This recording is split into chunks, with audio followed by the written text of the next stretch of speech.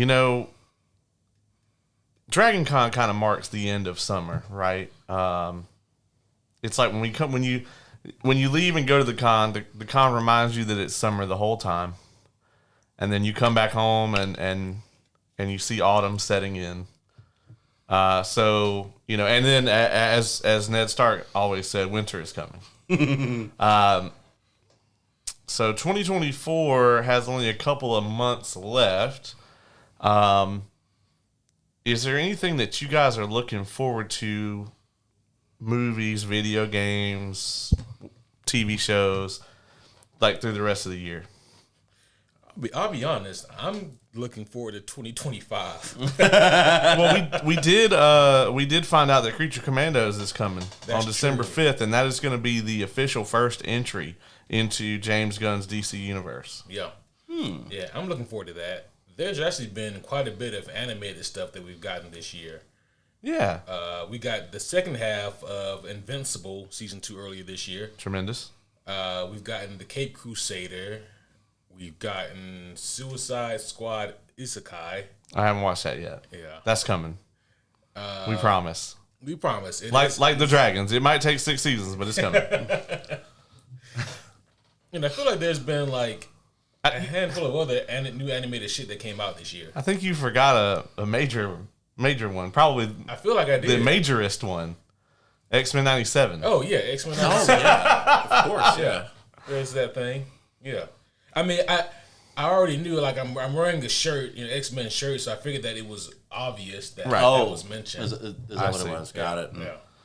Like, honestly, I use you guys as my source of, this is new coming out. So.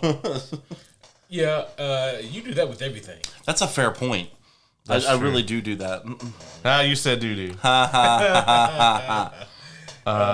Doo-doo. We were talking a little bit about the big Baldur's Gate patch. Mm-hmm. That will be relevant. Yeah, I still need to check it out. I want to see what Alfira is like as a companion in the party. Yeah, I definitely agree. I think that would be I honestly I've been excited about that, hoping that was the case from the get-go because like she's such a lovable character right off the bat. Oh yeah. And if you play Dark Urge, you realize that's not a good thing. The only Dark Urge that we saw at the con, I was really hoping they would have like a Alfira head, kind of like on their belt or something. Oh, that would be cool. I saw a bunch of good Alfiras at the con. Oh yeah. Fun. Oh yeah. Yeah. This is like way outside of our listener base. But, a lot of you listen to both of the Agent Paper episodes, so the Read or Die. I assume the homies that did listen to the Read or Die reviews, those of you who did, you just like hearing us, and I appreciate y'all. Yeah, for real. Yeah. You guys are the best. And Brendan. And so I just...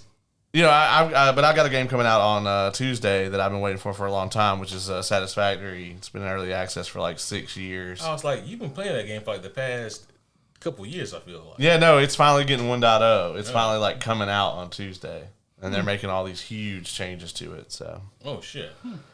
Yeah. We have the three of us in this kind of combination have never done a Baldur's Gate playthrough of any kind. No, we really need to. Like, I wouldn't even be opposed. Like, so I remember before Baldur's Gate came out, Caleb got me into the early access. I bought a whole laptop for that. Like, I don't PC game. I never did. Now that's all I play on because it's more convenient. But I remember Dylan. He got it. And we were like, dude, you have to get a new laptop or a gaming PC of some sort, and we need to play the early access together. And we did one time. And, yeah, it was a fucking blast. Yeah. Oh, yeah. So I think a whole-on campaign would be fucking dope. Oh, absolutely. Would we do all created characters or all preset characters? I'd be cool with whatever, man. Like... One or the other. Mm-hmm. I don't think we need to have the mixture. Yeah. All created would be great. I think so too, because we could murder the companions. But I also think that us all playing as origin characters would be very interesting as well. No, yeah.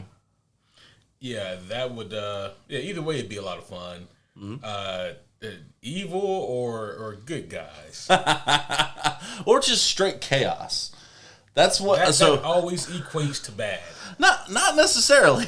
Yeah, that's true. I mean, like because I think we've talked about this a little bit on the show before. Like we had that family game for a little while, which we still haven't gotten past Act 1, or either that or we just got into Act 2. But I play up. I straight played up a chaos dragonborn fighter. Didn't matter what I just did shit.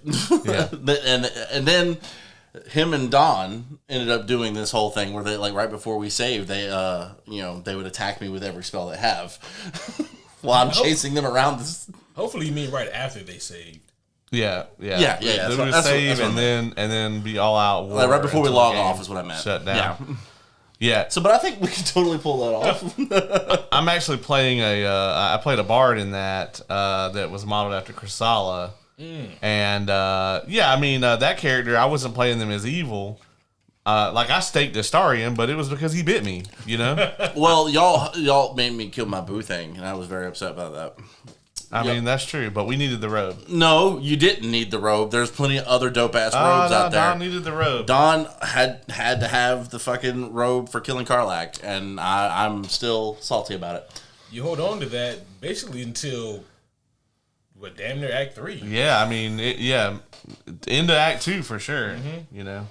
Yeah. It's a great robe. Yeah. Speaking of things that most people say are great, I think it's pretty good. Have you guys gotten around to playing the Insomniac Spider-Man 2 game yet? I think you know the answer to that question for me. I do. But for the homies, I have to ask anyway. Yeah, I haven't played it for two reasons. Number one, it's not out on PC yet. And number two, my PS5 has been in his room for about 6 months. Yeah, so. I can see that being a deterrent. Yeah. Yeah. I probably won't play it until it comes out on PC, to be honest with you. That's what I did with the first one. If I do play it, it'll probably about 10 years after it's been released. Yeah, so it's not even time for you to play the first one yet, is it? Nope. Which you haven't, have you? No. No, we still haven't gotten him to play Dragon Age Origins. You never played Dragon Age Origins? I have played Dragon Age. Oh, you played I just never finished it. Okay. You never finished? Wow. So we also haven't got him on any of the Pathfinder games. He's never played any of those. Nope. Still hasn't watched True Detective Season 1. There's just a lot. There's so much. I get to him in my own time.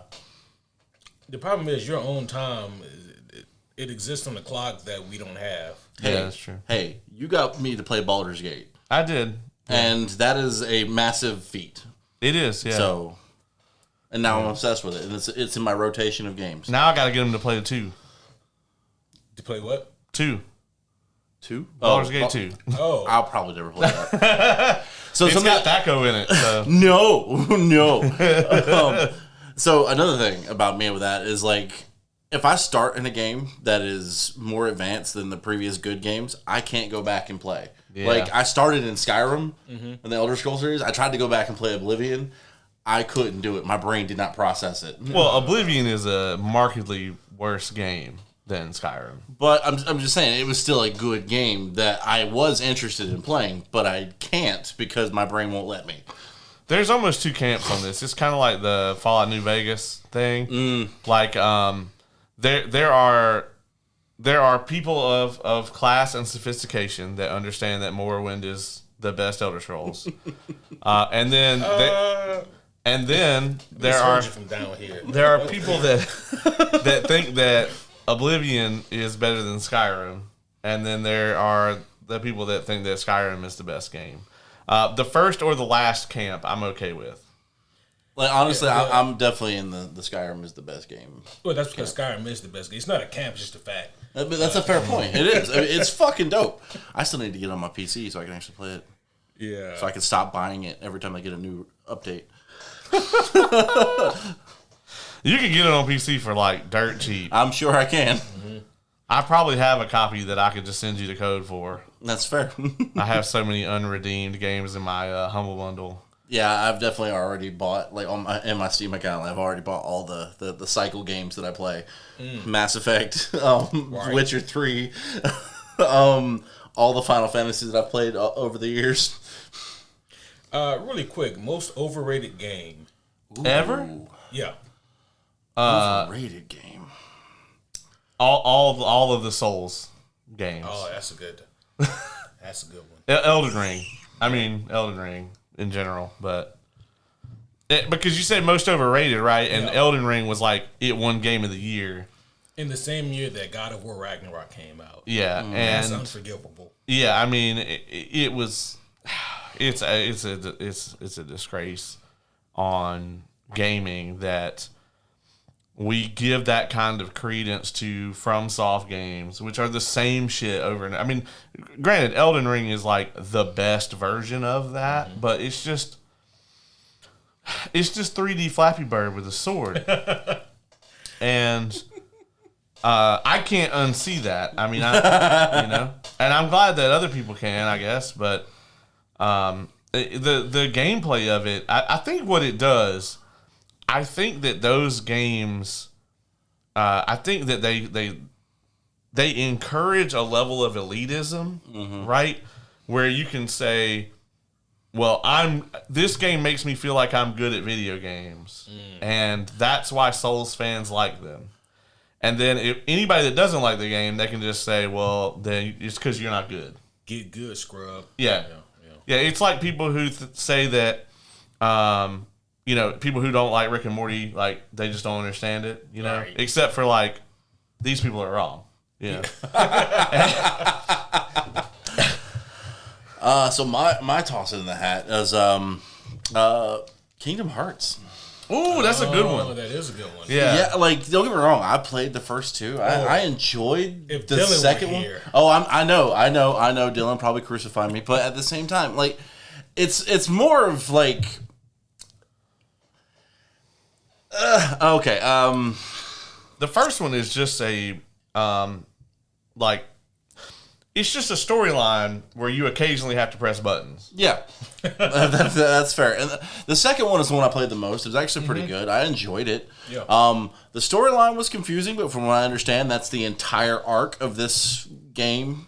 Like, the entire legacy of this game is confusing storylines. Yeah. Because apparently, if you don't play every single one of them, you have no idea what the fuck's happening in the third one. So. Yeah, and I think the same can go for the developers. I don't think they had any fucking clue. I actually watched Kevin play a good bit of the third one. And, I did not realize Kevin played Kingdom Hearts. Well, he really enjoyed 1 and 2, like a lot of people. Okay, well, yeah. I mean, so did I. But by the time 3 came out, I was just so detached from the franchise, I didn't care anymore. Yeah. But I watched him play a good bit of 3, and it hit me at some point during this playthrough. I was like, "Bro, where are all the Final Fantasy characters at?" Whoa, they didn't put them in? Barely. Aww. I mean, yeah, it's strictly I love those heavily cameos. Disney focused. Yeah. Well, they're- which Final Fantasy characters were they going to put in it? It's not like any of note have come out that anybody cares about in the last decade. That's what I'm saying. Like Yeah, well, I mean, by the time that the first one came out, fucking Final Fantasy VII was already however old. Yeah. I don't think it's really a matter of like had any new notable characters came out. I think it was like, hey, where are all the greatest hits? Yeah. Yeah, Like that's part of why I loved it. It was like, I love those cameos. So it was just mostly a Disney affair with their confusing ass storylines. As MC Chris says, a fucked up flipper baby. All right. I mean, in my opinion, Square Enix hasn't come out with anything great in 30 years. So, yeah, I don't have the mental bandwidth right now to really contemplate on what they've done in well, the past 20, 20 years. 25, because it was 99 when Final Fantasy 9 came out. And I consider that to be the last great thing that they did. My most overrated game is actually a franchise, Zelda. That was going to be my runner-up, was specifically Breath of the Wild. Oh. I I have noticed that the fans of that game are very defensive about it.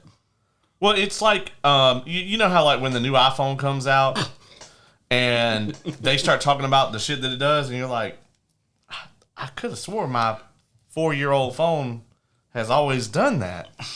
I don't know why they're excited about it. It's like that. Like it's like Breath of the Wild came out like what was it, 10 years after Skyrim, and it's just cell shaded, cheap Skyrim, Temu Skyrim. Yeah, this was one that I really don't have a whole lot of room to talk because I haven't played a Zelda game really in a long time. But I've seen a lot of them, and I'm like, okay, yeah, that looks, But that's the thing. Like none of them really have struck that chord of like I want to play this. Right, and that's the thing, right? For the game to be as good as they claim it is, I would have bought a Nintendo Switch and and played the shit. Mm-hmm. But I have not.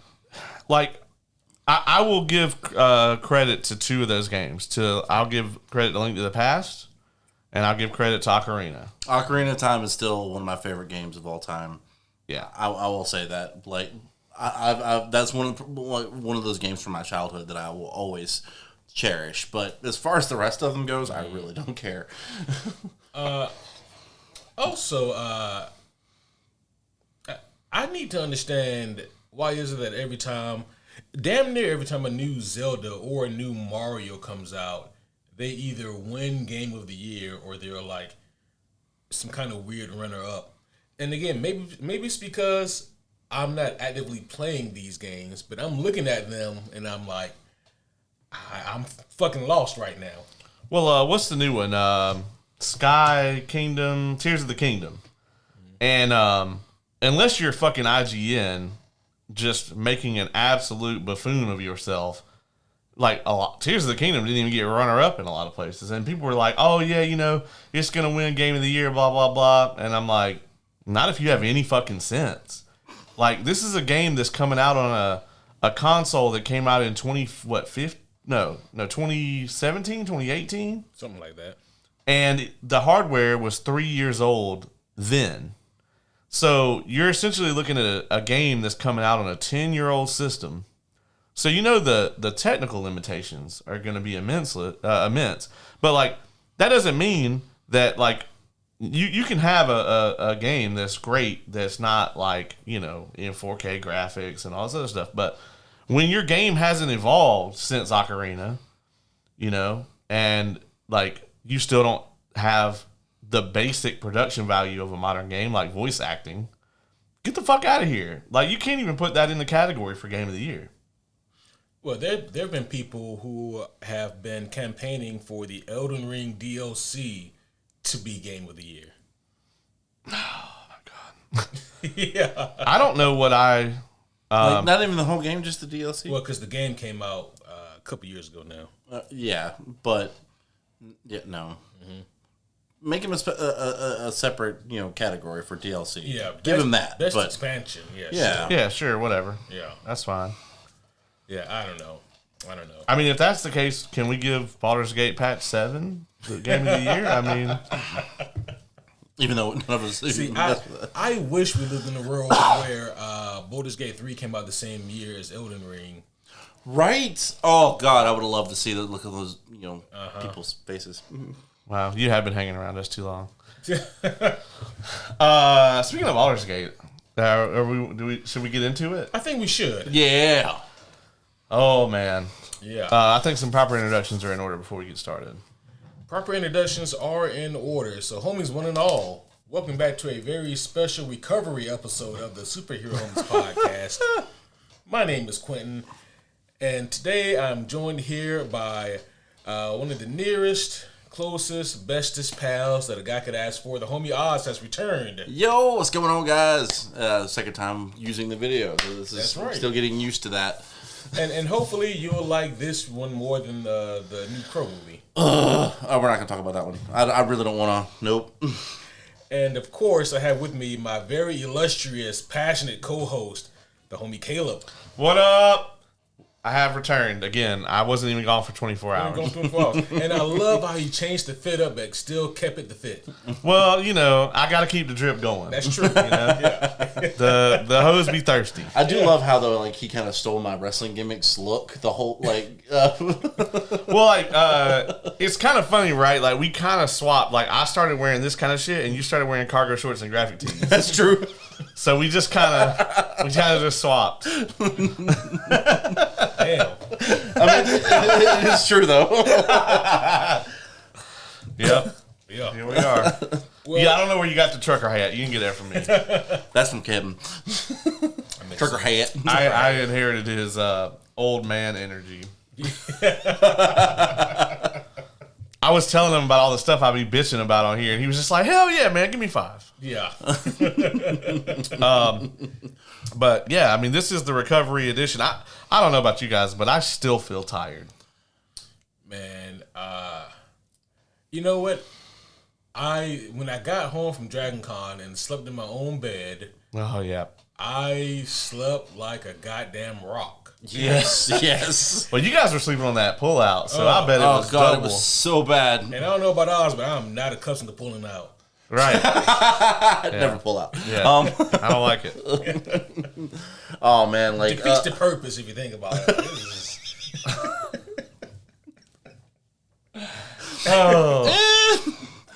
No, but like especially the first couple days, like having to go back to work the night. Like I didn't go back to work that Monday, luckily because of the holiday, but that Tuesday was garbage. But I felt like it was worse on Wednesday.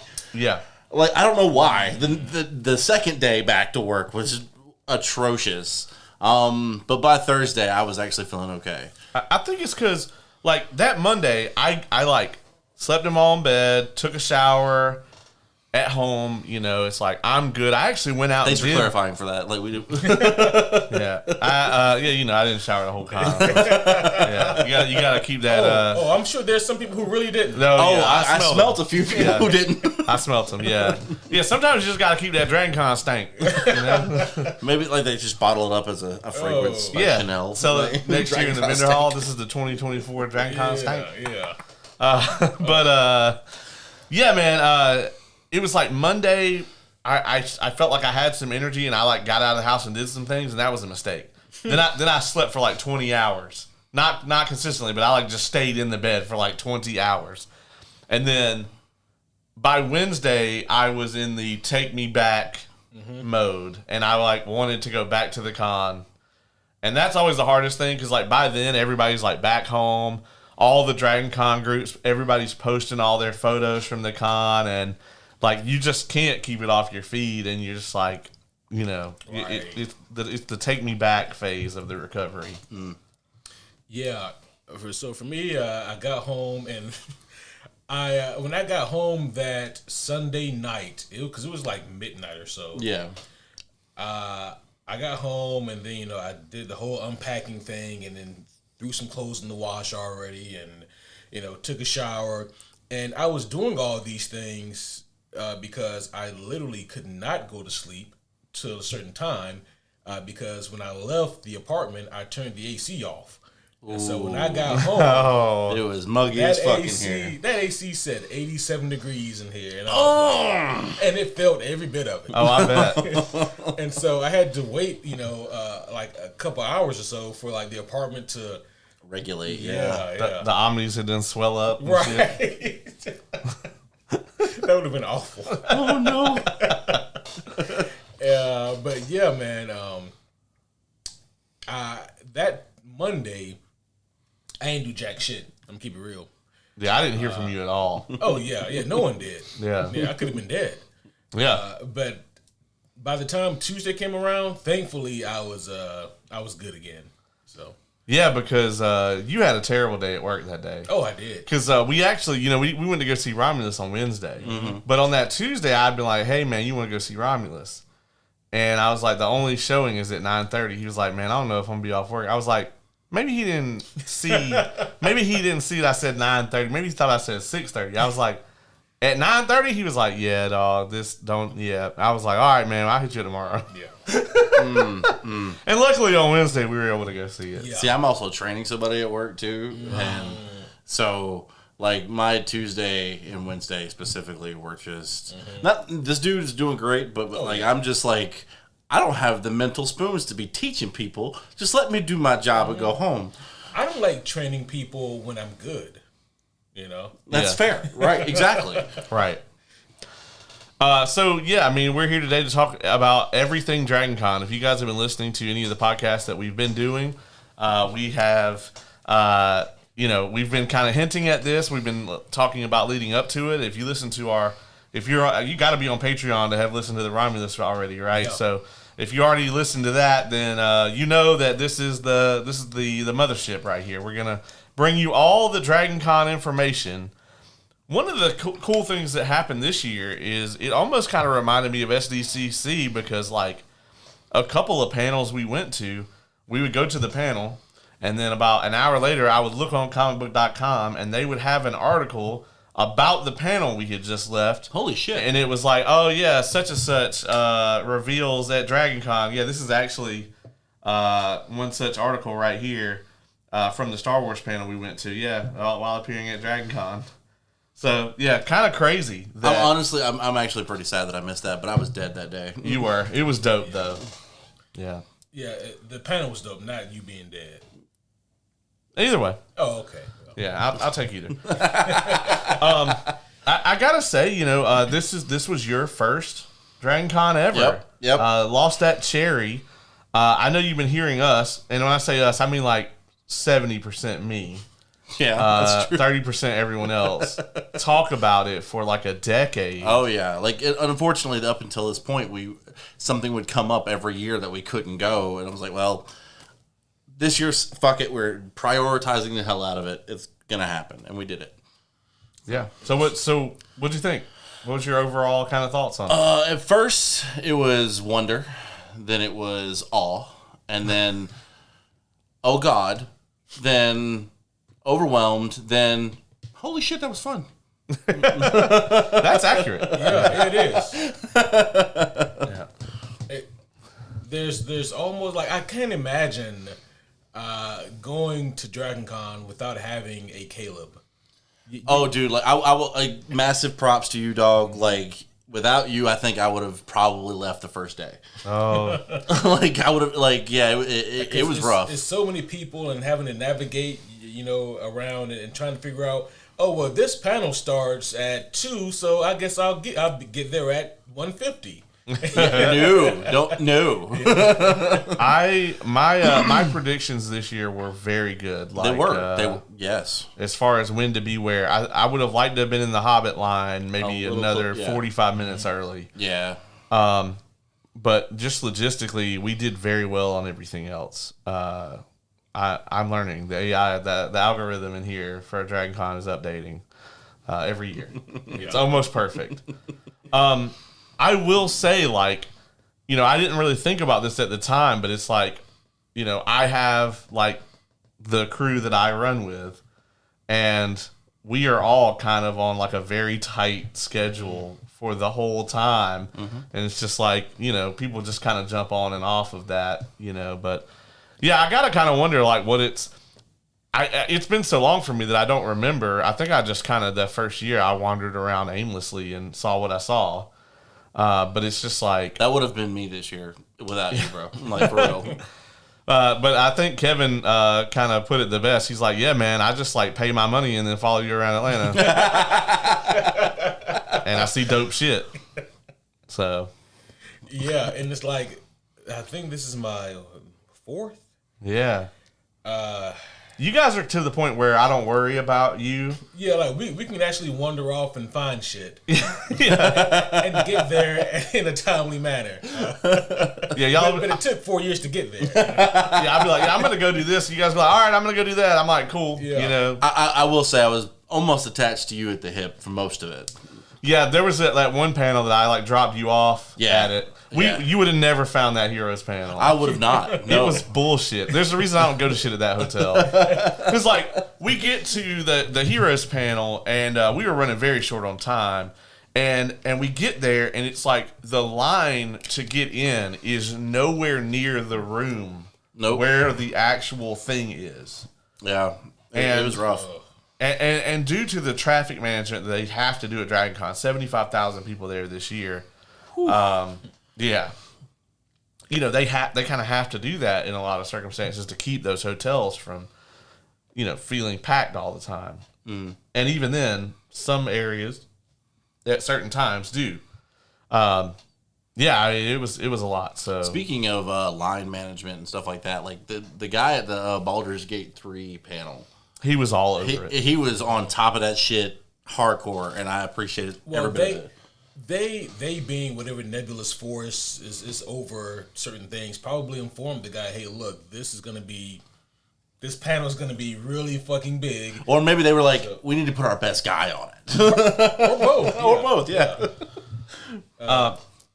Did you guys think, I mean, if you look online at anything, like, obviously the thing this year was Baldur's Gate 3. Oh, yeah. Did you guys think it was going to be that way? Honestly, I think I did, but, and again, I don't have experience at Dragon Con, so I don't know. But, like, as popular as they have been all over social media and every con that they go to, I thought it was going to be that way, so.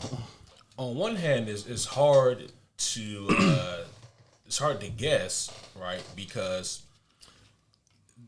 literally Baldur's Gate 3, in terms of like what one would consider to be to achieve peak capacity for like for fandom and people coming out, it came out at the wrong time. Baldur's Gate 3 literally came out on Dragon Con last year. Yep. Yeah. We saw like maybe 2 or 3 cosplays last year. Right. The best one I saw last year was it was a Gale, and he had a sign that was like, "Give me your magic items." Because that's probably as far as they had gotten at that point. That's true. That was probably early access. Because it was early access stuff, Because it was only out on PC by Dragon Con. Yeah. It came out 30 days later on console. That's right. Mm-hmm. Yeah, because the homie Kevin hadn't even played it yet. Yeah. But, you fast forward a year, and it's like, okay, well, a year, that's long enough of a cycle for a fandom to explode in popularity, taper out, and die down. Right. But with Baldur's Gate 3, that was not the case. Not at all. It not only did it maintain popularity, I think that due to word of mouth, it may have just gotten bigger.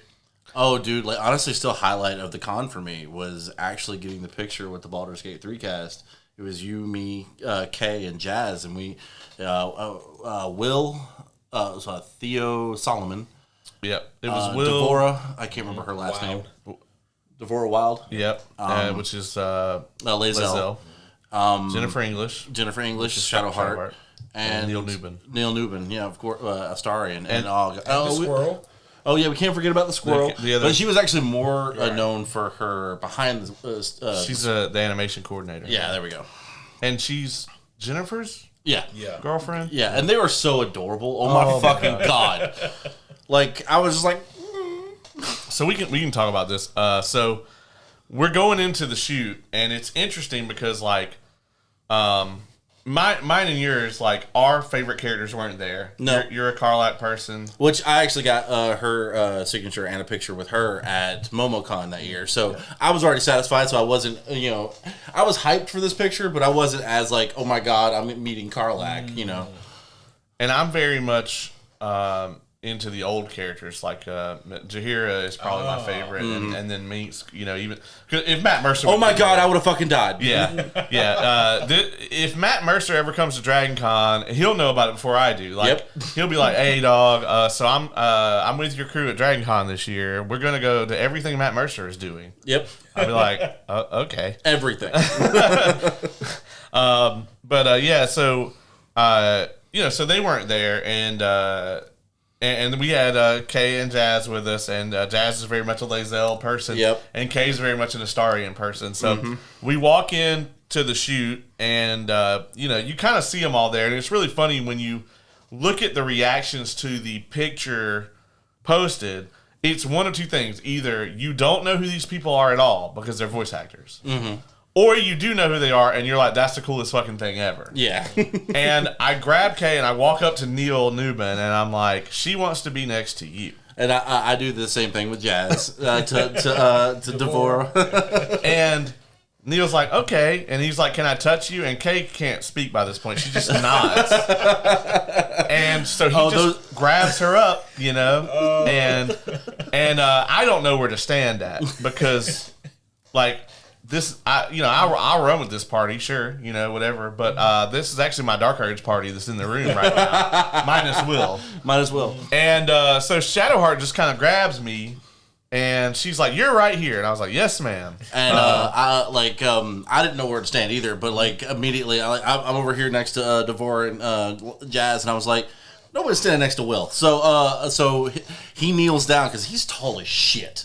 I'm talking about, I think he's almost as tall as Neil. Like, that's how tall he is. And he kneels down and does his Blade of Frontiers, and I just kind of mirror that on the other side. And I was like, yeah, this is cool as shit. Getting to see them take the photo with them was incredible. Like, the energy of that cast. All the way up. Like we could feel it. All the way up. Yeah, the picture looked dope as hell. Yeah. You know? You can feel the camaraderie amongst them, and it's very warm. And, like, it's like, you know, like we also got a photo with D'Onofrio, right? Oh, yeah. And it was kind of awkward, you know, not like bad, but it's just like, it's Vincent D'Onofrio. He's motherfucking Kingpin. He stands there. And he's also enormous. Yeah. Oh, yeah. And you're just like, you know, he doesn't really give you any kind of guidance. He's just like, I'm Vincent D'Onofrio, bitch. And you stand there. And you also stand there. But with these guys, they're very much, you know, hands-on, with consent. They're very much like just got high energy. They want to interact with the fans because none of these people thought they were going to be famous, right? Like, not to this level. No, right. None of them. Because, like, all of them have done work on other sure. projects, but, like, they have not achieved the fame this game has given them. Sure, but Jennifer English has talked about going to, I forget what the name of the con was in London. It's like the biggest con in the UK. And this was, like, right before the game came out. Like, it was still in early access. And she was, like, thrilled that there was a wait of, like, 10 or 11 people at her table. She was like, oh, you know, I went to this con and was able to pay my rent. Like, fuck yeah, you know? Yeah. And then, like, a year later, there's a 3-hour wait at Dragon Con to talk to her, you know? So, like, yeah, none of them ever thought that they were going to be this kind of famous because not only was the cosplay for Baldur's Gate 3 the most popular cosplay, which I'm so proud of the Dragon Con attendees for not Deadpooling it up, I also didn't see not one Hawk Tuah girl. Not one. We did, however, see proud of all of you. the breakdancing Olympian, though. That's true. But that shit's funny. Fucking Reagan. She broke the Olympics, man. I don't know what that is. I did not see enough of the German the Turkish shooter guy. Was it Turkish? Pretty sure Okay. Turkish, Yeah, I did see one of those. I think we were all sitting together. Yeah. But Baldur's Gate was like just like these were the most popular people there. They had to move them out of the Hall of Fame to a separate room because all of them had a long line. And like I'm going to tell you, there were more people waiting to meet Neil Newman. We walked through the Walk of Fame there at the end. There were more people waiting to meet Neil Newman than every single other person in the Walk of Fame combined. I mean, that's insane. And that's saying something. Like, so you talk about how like they didn't expect to be famous. And that's kind of the way the Critical Role cast was originally. Like how they were like, we just started streaming this on Geek and Sundry, and then it just blew up from there. Now they have an animated series, and like it's so strange to them how like they didn't think this was gonna bring them fame, like not to this level. And now you go to like Gen Con or any of the major cons that the Baldur's Gate, the Critical Role cast go to, and there's lines out the door for them every time. Oh, so I would love it if they came to Dragon Con. Oh my god! Like y'all couldn't tell me shit at all. Like that would be my whole focus period all the time. Well, obviously, like the Baldur's Gate 3 cast, like they have to know Matt. Neil actually talks about him quite a bit. Yeah, I mean they worked together on the game. Yeah. And then how much of that though was From what I understand, most of it was through because it was during COVID. It was all over Zoom and stuff. But I mean, like Sven played Baldur's Gate. God damn it! God damn! Sorry, Just headbutting the mic in the middle of the episode. My bad, guys. Sven played Baldur's Gate with Matt Mercer on a live stream. So like they have to at least be on like speaking terms. Right. Yeah. And the thing about a lot of people don't know about this is like Dragon Con doesn't reach out to any guests, not one. So, Matt Mercer, if you happen to be listening to this, yeah, dog, please. When Oz gets done filling the room, and we get done cleaning it all up, please apply to be at Dragon Con in 2025. And agree to be on our show afterwards. Yeah. Yeah, but if you can only pick one of those things, that's fair. Dragon Con. Then be on the show. Bro, like, can you imagine if we like had Matt Mercer on, we just don't tell him, and like we just put the episode out and don't say anything? Bruh, like, I think I would have a fucking heart attack. That would be amazing. Here's the funny thing: it's like something like that. That's probably how it would go down because we can't tell people. No, that's God, right. No, you couldn't. Yeah. Man, that got me thinking, man, about how like the cast of BG3 probably didn't expect this kind of explosion in popularity and fandom, but it got me thinking about like it was kind of the same way with Red Dead Redemption cast, with actually both of them, but particularly the first one. Those guys, they actually still do conventions and it's quite revealing. Like for one thing, the actor who does Arthur, the protagonist from the second game, he's actually, I think he's Irish, and so hearing him speaking like his normal speaking voice is very off-putting. And I'm like, who is he? And then he'll put on the Arthur voice, and then it's like fuck. That's kind of like Rick Grimes, like it's so off-putting. It's Charlie Cox for me is one of those. Oh yeah, when you hear his real accent. I guess I don't know that. He's British. Oh, is he? Yeah, Charlie Cox is British. Yeah. But he's got that fucking New York accent. Oh, he does. He does. Let me ask you, I don't want to rabbit hole us too bad here, but what do you think about Jeffrey Dean Morgan saying he would like to play Arthur Morgan? Oh, wow. I think that's a great cast. That is a great cast. Yeah. Damn. Right? No, that's excellent. That's like God tier casting right there. Yeah, let's make that shit happen. The actor who plays John Marston, he's in the second game, but he's the main protagonist of the first game. His story was very interesting because unlike the actor for Arthur, the actor for John, he was not a trained actor in any capacity. And the voice you hear in the game is that motherfucker's actual voice. Like he 1,000% talks like that. And so like I'm watching this. It's footage from a con that they were at. And, they sit down and Arthur, that for Arthur, he's speaking and he's like, oh, I did not expect that voice to come from him. And then the Arthur for John speaks like, hey, how y'all doing today? And it's just 1,000%. And I was like, oh, is he just putting on for the people in the tent? No, this is who he is. And then like a fan asked a question like, so how did you guys find the voices for your characters? And John was like, what do you mean? I just speak. Something I think that is kind of a sign of a culture shift, right, is, I've been going to Dragon Con for a long time, and I got to say that I've never seen the most popular people at a convention be voice actors of any capacity ever. And I think that kind of just goes to the sort of modern importance of voice acting, like in the 90s and whatnot, and even in the early 2000s. Voice acting was not really treated as this craft like, stage or screen acting was. And I think that we've seen that change a lot. I think part of that is due to the rise of anime. Mm-hmm. And obviously in Japan, like in the Japanese culture, voice actors are much more revered than they were in Western culture. And so now you have a lot of, people who are our generation and younger that are very into anime in Western culture. And so they then pick up on these voice actors. And so those voice actors are becoming more famous. And so companies are much more likely to, invest in quality voice acting. So it's kind of has this very positive cyclic effect. And also, too, video games and things like that have come a long way as far as voice acting. I mean, you go from like Final Fantasy X. I knew it was coming. I knew it was coming. Probably the worst example. It was still new, man. Or Resident Evil 1. That shit is really awful. I mean, hell, even the live action footage from those games. Remember that? Yeah. Oh. I'm the master of unlocking.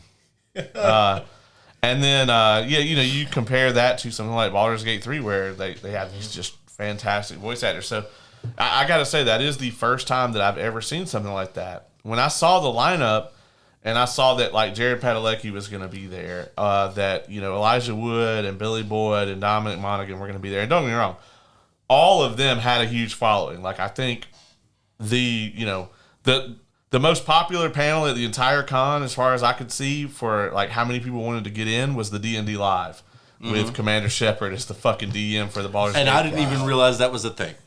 Like, I knew they were playing D&D. I did not realize it was Commander Shepard DMing for them. I would have said, fuck y'all. I'm going. Oh, you said you were dead that day. I know. Yeah, and I had some friends in that line you could have jumped in with, so... That's true. And then, and you actually wouldn't even have to wait outside. It was the first panel, so they just let people right in the room, so. Dope. But I would say easily the second most popular panel was the Hobbits. Yeah. And they had 2 of those, and the line was wrapped for both of them. Whew, yeah. We were way back. A lot of people in our group that had never been to something like that didn't think we were going to get in. I was like, no, we would get in. It'd be fine. Yeah. I was just thinking about the I guess the glow up or blow up of voice work, and it almost seems like there should be a different name for it now, right? Especially or even with video games, because now if you get hired on to do a video game, you're not just providing voice for the character. In a lot of cases, you put on the mocap suit, right? Yeah, you're acting out a lot of the physicality of it. Yeah, tell Christopher Judge that he just voiced Kratos. Right. Yeah, I mean, and the same thing with the Baldur's Gate cast. Yep. And not only that, but you kind of are that character, right? Mm-hmm. A lot of them have that likeness to them too. Absolutely. Yeah, the X-Men '97 cast, they're not having to mocap anything, but I guarantee you, like a lot of them played their characters in the '90s. Yeah. And they're still playing those damn characters. Mm-hmm. But even the newer voice actors, like, I guarantee you they're going to be called to play those characters for other projects. Oh, yeah. Look at, anybody out there like CCH Pounder played Amanda Waller in like 40 different animation she became the things. voice, yeah. Michael Rosenbaum was was he Barry Allen? Wow. He was Barry Allen in a few things. I didn't know that. Oh, I didn't know that either. Yeah, I think in the original He Flashpoint still likes Luthor movie. to me. Oh, shit. Yeah. What'd you say, y'all? He still likes Luthor to me. Oh, same. Same. He is the only honestly, he's the only on-screen Lex Luthor that I accept. I mean, there was an argument for Kevin Spacey, but problematic now. So, I don't mind the OG Luthor. oh yeah, press the button. Press the button. Oh. Wrong. There we go. It's the only part of his Lex performance that remains. But Gene Hackman was good. He was very much on par with how Lex was in the 70s. Yeah. The Baldur's Gate cast, they were great, and I can't imagine what that D&D panel was going to be like.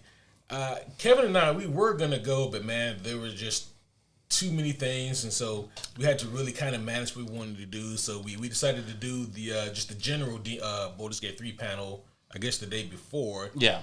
And so we could make the Marvel panel on the following day. And that was tremendous. It was. I gotta say too, man, like this was the hardest year to schedule our stuff because Absolutely. it was like normally there'll at least be a little gap in there where I can be like, all right, there's nothing going on at this time that we really want to do, so that's when we'll go eat lunch. This year it was like, well, I guess we're going to have to cut this panel if we want to eat. Yeah. I will say, like, I that was probably my biggest, I guess, quote-unquote, gripe, is the fact that there was so much shit I wanted to do happening at the same goddamn time. Yeah. Like, immediately after, like, honestly, so we went to the Baldur's Gate 3 panel, and in the middle of that, Kay was not feeling well, so you asked me if we wanted to go do the picture with the Hobbits. And I was like, you know what? Fuck yeah. I was like, we gotta go right now, though. I was like, shit. Yeah, okay. I was like, no, we have to get up and leave right now. Yeah, like, we had like 10 minutes left in the panel. Like, don't get me wrong, I wish I would have. Huh? It was the X-Men panel, right? No, it was Baldur's Gate, because I was more. Okay, it was the Baldur's Gate panel. We had to get from the Westin, from like whatever floor we were on in the fucking Westin Willy Back Wonka over to Hotel, the Marriott, down into the depths of the Marriott. Yeah. And I knew exactly how long it would take us to walk there. Yeah, you did. And we got there, we did the picture, and immediately after, I wanted to go to the Heroes panel, and you had to take me over there. Dropped him off at that, and then I went and got in line for the Hobbit panel. Yeah, yeah. Was it the panel, or was it? It was the panel. Yeah, yeah. Oh, no, I think you came and got lunch with me and Kevin. Yeah, and then went to got in line. Yeah, I really dug like their like going back to Baldur's Gate 3 cast, like their whole vibe, and just how how casual they are about conversations about the game now. It was really cool. Oh yeah. One little quick note on that. We were at the panel, and like Caleb, you definitely pointed this out. Is like how flamboyant Neil Newbin is. Yeah, and like you can tell when he realized he's kind of the diva of the group, and like if he doesn't pull himself back, he'll just answer every question. Right. So we saw that a few times. I was like, I respect that. he would give these really long, in-depth answers if he sensed that nobody else wanted to answer the question. Right. And I really loved that, like just how considerate he was, because I am the talking monologue person in our group, I think, who will just go on. Bear with me here. Yeah, bear with me here. And Neil, you could tell they would ask a question and he would answer like one or two and give like a long ass answer, and then you'd see him just kind of sit back for a bit. Yep. And if he sensed that other people were giving like a short answer or really didn't have a lot to say, then he would jump in. We actually made Neil Newbin blush in that panel.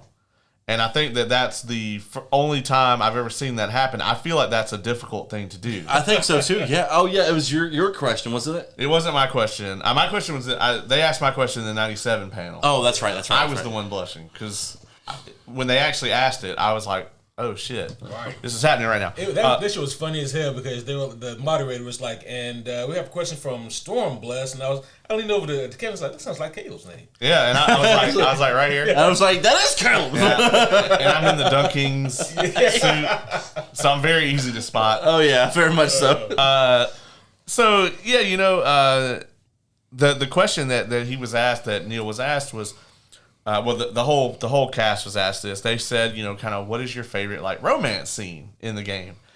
And Neil just immediately is like, "Oh, I did everyone." Yeah. To his defense, that's what my mind went to.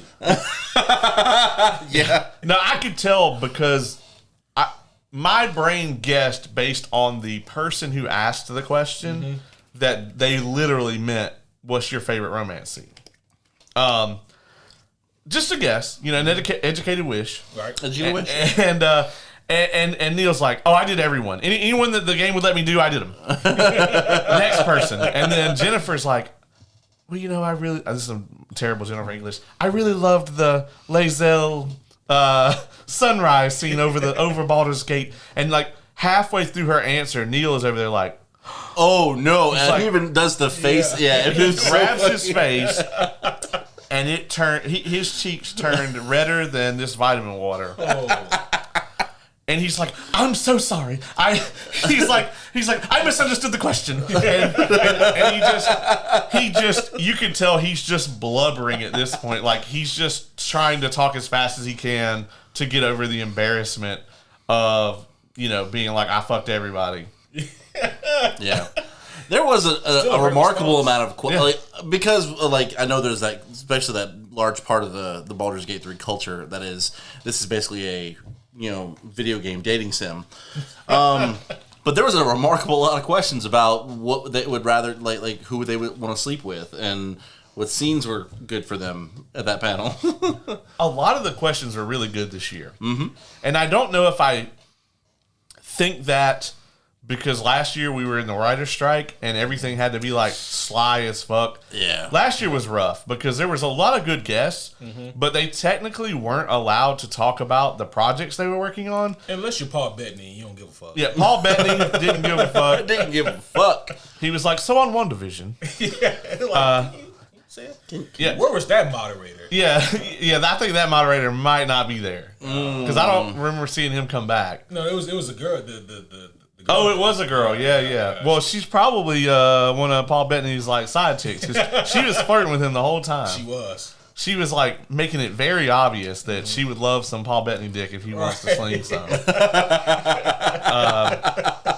And we were like, "Get it, girl," See if he's a machine. And so. But yeah, they couldn't talk about their work, so it was a whole lot of what's your favorite, destination getaway for a vacation, and just a bunch of shit like that. Now that Elijah and Sean, they cleverly asked, when we took our vacation to New Zealand. And that involved jewelry. Like literally, that's what they were saying. Oh, that's fucking great. It was incredible. They were the best ones because they talked around it. They were like, so our vacation to New Zealand. And that's how they always would talk about it. Yeah. And this year, though, we actually got to like straight up ask them some things, and they told some really good stories. Billy Boyd actually told a story that literally don't think they've ever told before. Because I've seen a ton of like backstage behind the scenes and interviews with them over the years, and they've done thousands by now. Oh yeah. But the Billy Boyd story about the like stagehand or whatever getting covered in his feces was kind of hilarious. I was like, holy shit, quite literally. Yeah. Like, damn. Yeah, that was fucked. So breaking news here, Elijah Wood spoiled the fuck out of something during this panel. He was asked about War of the Rohirrim, which is an upcoming animated Lord of the Rings movie, not to be confused with the currently airing Rings of Power. It's aired now? Oh. It's coming out now, and it seems to be pretty fucking meh. But yeah, so... the War of the Rohirrim's coming out, and somebody asked, like, oh, hey, were any of you guys, like, contacted to, like, be in that or whatever? And Elijah Wood's immediately like, oh, yeah, both these guys are in it. It's fucking great. And both of them were just like, And he's like, what I mean is, it's probably going to be a good film, and they really want to see it. I actually forgot about that. That was great. Yeah, because it was not public knowledge yet, and it's still not public knowledge that they're in it. Well, it's public knowledge. It is now. What I mean is it's not officially announced. Okay. So you heard it here, folks. Dominic Monaghan and Billy Boyd are very likely going to be voicing characters in War of the Rohirrim. That's another group though. Like just seeing their camaraderie, like you could tell they're family now. Like, the whole very cast. much like us. Like they're fucking family.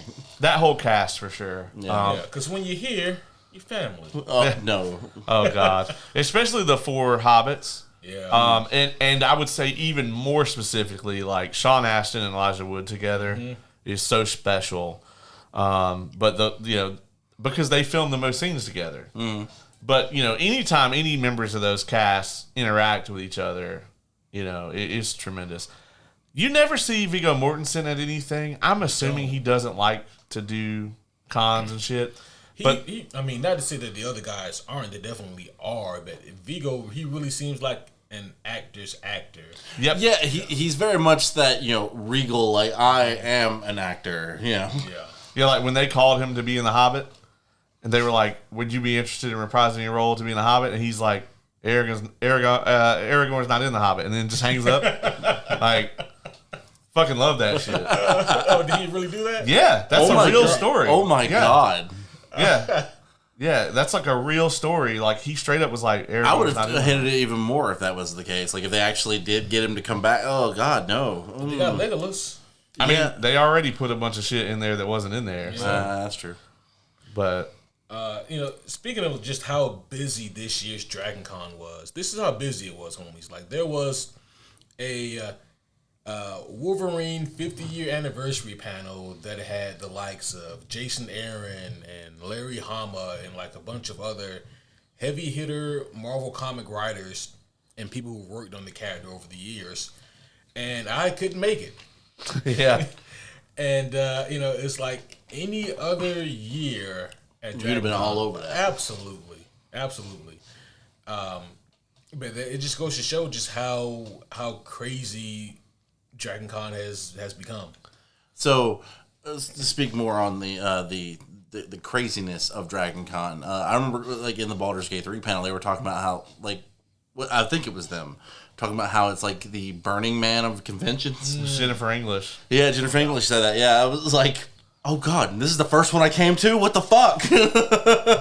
It kind of is. I mean, it is kind of the Burning Man of con because, I mean, to those of you who have never been, like, Dragon Con is very much like, I've been to like all different cons, right? I've been to San Diego Comic-Con, and San Diego Comic-Con, when that con ends at the end of the day, like, it's in a convention center, and about 7 or 8, it's over with.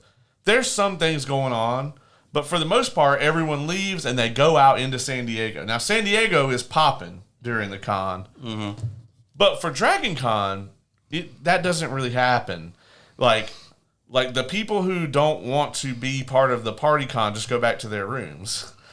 And around 4 o'clock, there starts to be a shift in like, oh, I have to go to this panel to, all right, well, let me start to get something to drink. You start seeing the flavor of cosplay changes a bit.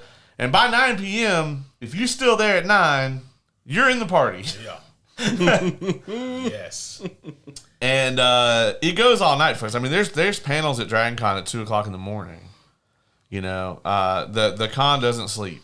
And, it is very much a situation where at night it's a giant party, and during the day it's a con. And somewhere mid-afternoon it's like a mixture.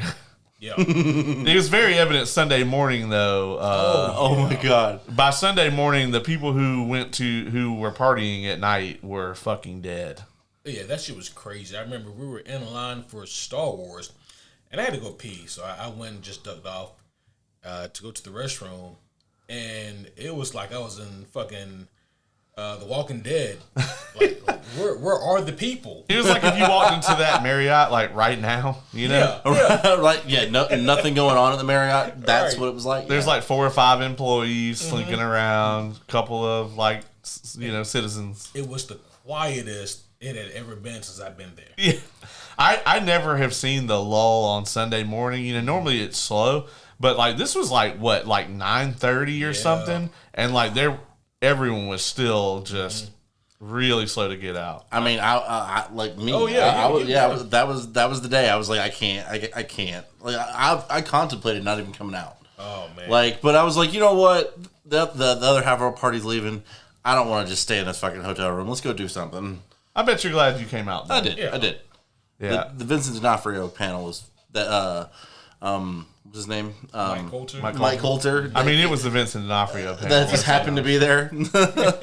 Yeah, so that's another big panel we went to. We got a photo with Vincent D'Onofrio, me and Ace and the homie Kevin. Yep. I call him Vinny D. We're on first name basis. Oh, yeah. But no, he's also he's a brother fuck. He's a brother. Brother folks. And, which we haven't even talked about any of that yet. Yeah, we're going to save all that for the end. Here at the end of this, we're going to just talk about some of the shenanigans we got up to. And they were plentiful. So many things that will be referenced for the ages.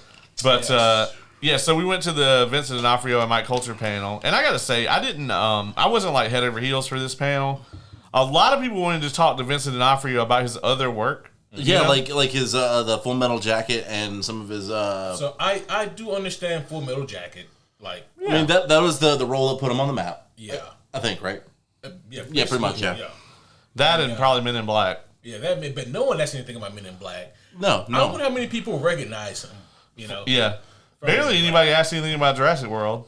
Yeah, it was like one person asked about Jurassic World. And I will say that there were a lot more of older con goers that came in to ask those questions too. Like I was like, okay, this makes sense because this man is a decorated actor. Like he's been in a lot of shit. Is it just me, or do you never see old people at MomoCon, really? You don't. But there's a lot of them at Dragon Con. That is fair. How many old people understand anime? That's true. I mean, think about it. I barely understand anime. Same. I mean, the only one of the one of those people that come to mind though is Vaughn. Vaughn was all about some fucking anime. There is always an exception to every rule. Yeah, that's true. Because it is a video game and anime convention. That's true. Mm-hmm. And it's interesting because, like, going back to the voice acting earlier, like, it's common for voice actors to be the main attraction there. Yeah, MomoCon, yeah, 100%. But I've never seen it at Dragon Con. It's crazy.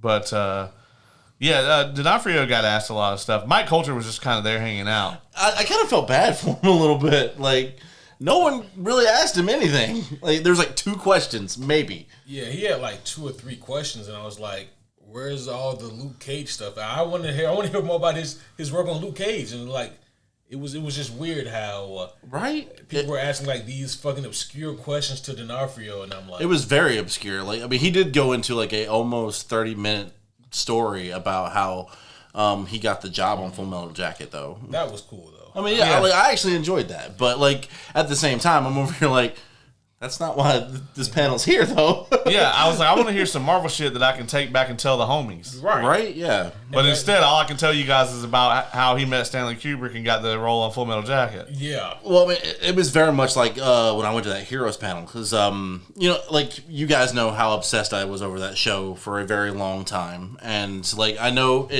the popularity of it was, very wavery at best. Season 1, still the greatest. Oh, yeah. But I went to this, so Matt Parkman, Nathan Petrelli, Seth Green was in one fucking episode. He was in, he was a comic, in the comic book store that Hero goes into.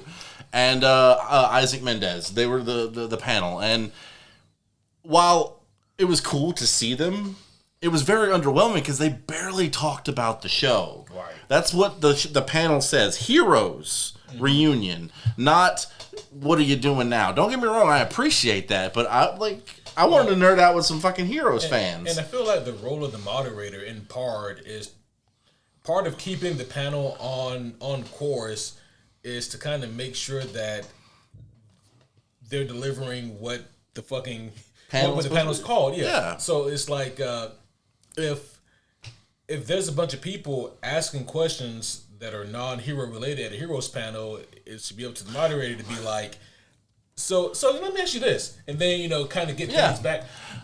So I will say it wasn't as much the moderator's fault as it actually was the actors. Like, they were the ones, it reminded me of us when we rabbit hole on this show. It really did. Because, oddly enough, they're all still really good friends. I believe it. Like, I will say, I think the one that was kind of the odd man out, though, was the actor who plays Isaac, Santiago Cabrera. Because he was only in one season. Oh, yeah. Yeah, so... At the end of that season. Yeah, so... He never had to make it to the bad season. That's a fair point. Lucky fuck. But yeah, it was weird, man.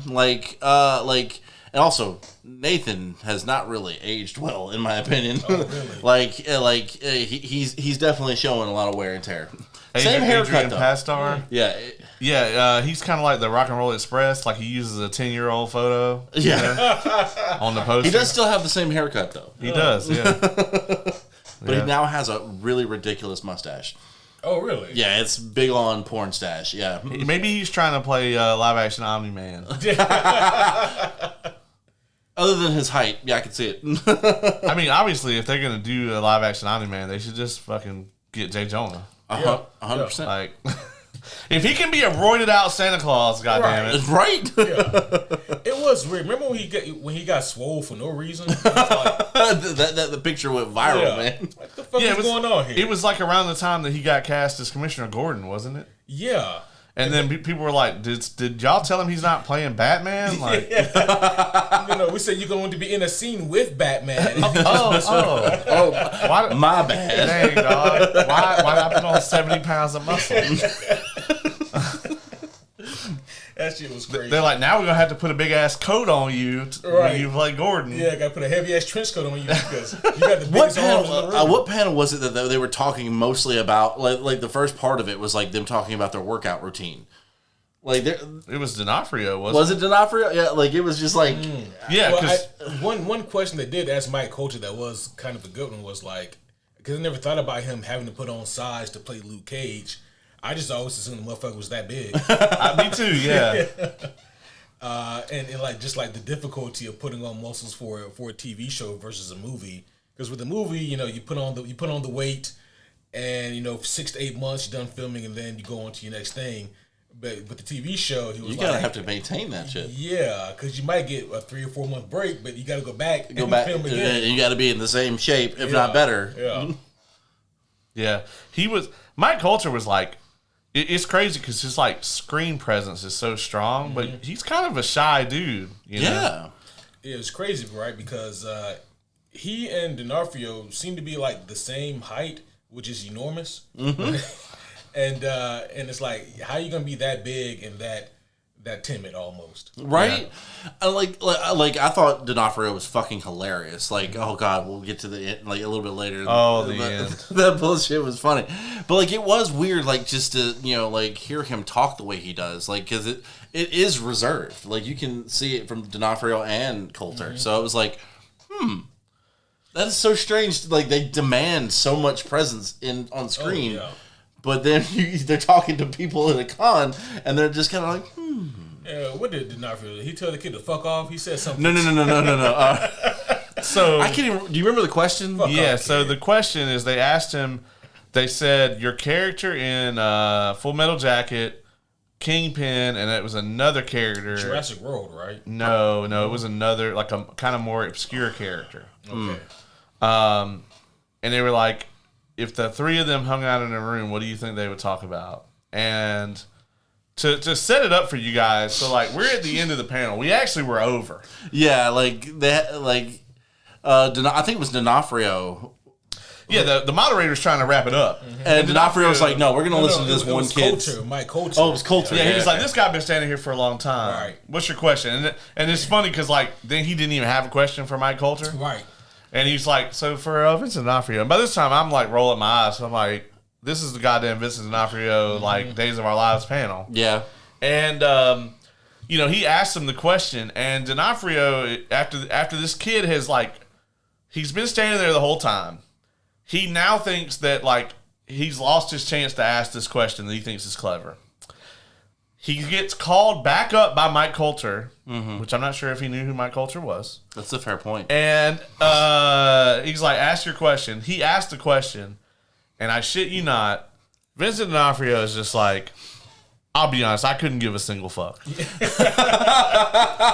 D'Onofrio dropped like 6 or 7 F-bombs throughout this panel. Oh, yeah. Like, it was very apparent, like, he gave no fucks about that rule at all, because like they definitely, you could tell the other panelists were like keeping it PG, but like he didn't give it shit. Right. It's like, I'm Kingpin, bitch. What you expect? He really did. Yeah.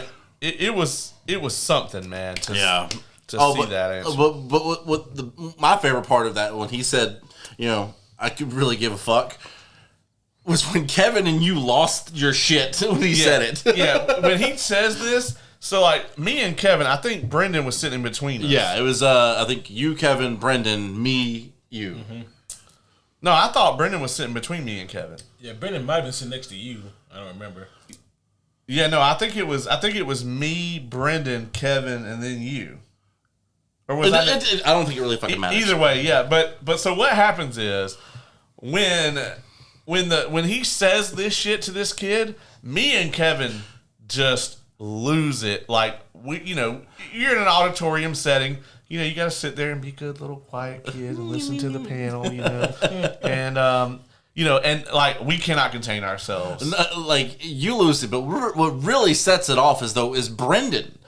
he starts fucking like loud cackling, and it's echoing through this fucking auditorium. And it starts to spread. And it starts to spread. Like, our whole row, we all start laughing. The rows around us start laughing. And, like, I'm sure on the recording of that panel, you can probably hear it. I will say Brendan's was very audible. Like, you could tell that's what got me. Was like, I was like, damn, that was fucked up. But then y'all started laughing, and then that's what got me. I was like, shit. He just lets out this, like, like, loud ass. Oh, yeah, it was rough. Oh, and it's just I want to echoing. know what kid. that kid was thinking. Oh, I felt really bad for the kid, though. Like, oh, damn. Well, there's nothing, like, there's nothing wrong with asking a question like that, but it is just sort of this weird, like, bottom of the barrel kind of fandom type question. It doesn't mean anything, No, and also, I feel like you got to read the room. Yeah. Like, Vincent D'Onofrio is not the type of person to answer a question like that. Right. Like, the Baldur's Gate 3 cast 100% will answer that fucking question. But Vincent D'Onofrio couldn't give a fuck. Yeah, as he stated. Now, granted, in his credit, just in case he watches this, he didn't leave it at that. He did expound. Yeah. He did talk about it a little bit, but it's kind of the reason that we don't sit up here and talk about like, oh, who would win in a fight between fucking Lex Luthor and fucking Citizen Cold, because but it's bottom of the barrel. Bottom of the barrel. It doesn't. That's matter. parlor game shit. Say what? That's parlor game shit. Yeah. Yeah, we might talk about that if we're just sitting around drinking bullshit. Oh yeah, 100%. But which we did a lot of it. Fight. Yeah, which we did a lot of it. Yeah, and that's the reason why like this is one of the only superhero based podcasts that doesn't talk about who will win between this person and that person. No disrespect to those that do. Yeah, if you enjoy that, by all means. Yeah. It's just. Motherfucker, who's writing it? Ask them, and they'll tell you. Mm-hmm. But Kevin and I, we actually got to attend not one, but technically 2 Giancarlo Esposito panels. Yeah, I want to hear about this before we talk about the Star Wars one. Yeah. So this was another one where like the line would not fucking end for this panel, and when we got in line, we still weren't at the end of it. It just kept going. This panel was really incredible, and most people know Giancarlo Esposito for like playing Gus Fring, or that's what I know him most for. Yeah, or Stan Edgar, or Moff Gideon, all villains, definitely all. I can't remember his character, but in the show, but it was Revolution. He was really good in that too. Yep. The first thing I saw him in, I was a kid. He was in Do the Right Thing. Which was kind of another antagonistic character of a sort, but but it was interesting, right? Because most people know him primarily as being like this villain who has like this real strong stoic presence. This guy, he's so jovial. And oh my god, that's great. Yeah, and he has like he acts like every day is just a new lease on life. And like the energy he has is very infectious, and every question he asked, everything he said, it was all about like mindfulness type stuff, and really just being present in the moment and enjoying what you do, and just it was very motivational, but very much you could tell it was very much him. He wasn't putting on an act. It was just who he was and like his outlook on life and things like that. But it was a very good panel, and this is one of those things where like he had done so many movies and TV shows throughout the years. There were some Gus questions in there, but there honestly weren't that many. I mean, while Gus Fring is definitely one of the most impactful characters in Breaking Bad, he still had a short run.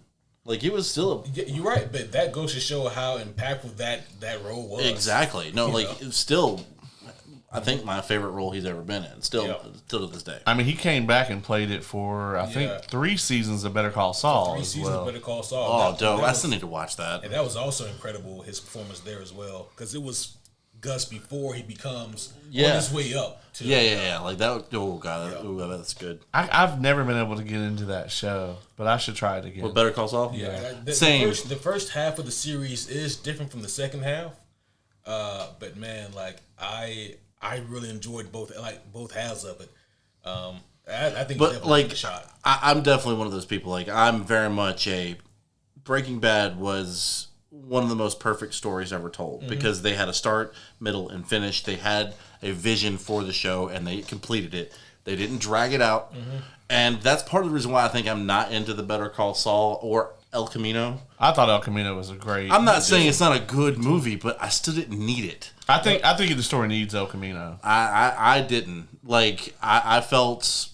Like, Walter's story doesn't need it, but Jesse's does. And I think they're the main characters. No, I definitely agree with that. I didn't feel I needed El Camino. But, like, moreover, I really don't need Better Call Saul.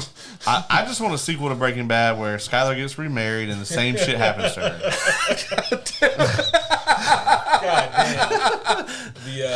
The ending of Better Call Saul, I won't spoil it, but that shit was hauntingly beautiful. Damn. Oh, nice. Yeah, I really dug the ending of it. What's the guy? Is it Vince Gilligan? Is that the guy that makes those shows? He's really good. He is, man. He's excellent. Yeah, like, I wonder if there's gonna be like a film school taught on his like style of like show running at some point. You know, Used to be. Because I mean, at this point, he's done what 10 fucking seasons basically of like highbrow fucking top notch television. Right. Everybody was talking about that Esposito panel, not just you guys, but like people on the groups online, and just talking about how like just deep and philosophical and thorough all of his answers were. Yeah. Oh yeah. And I mean, it was great, like all the way through. They said he was holding church. He was, man. Damn. He really was. It's just, obviously never having met the guy, just having seen his work on TV, you don't know what kind of people they're going to be.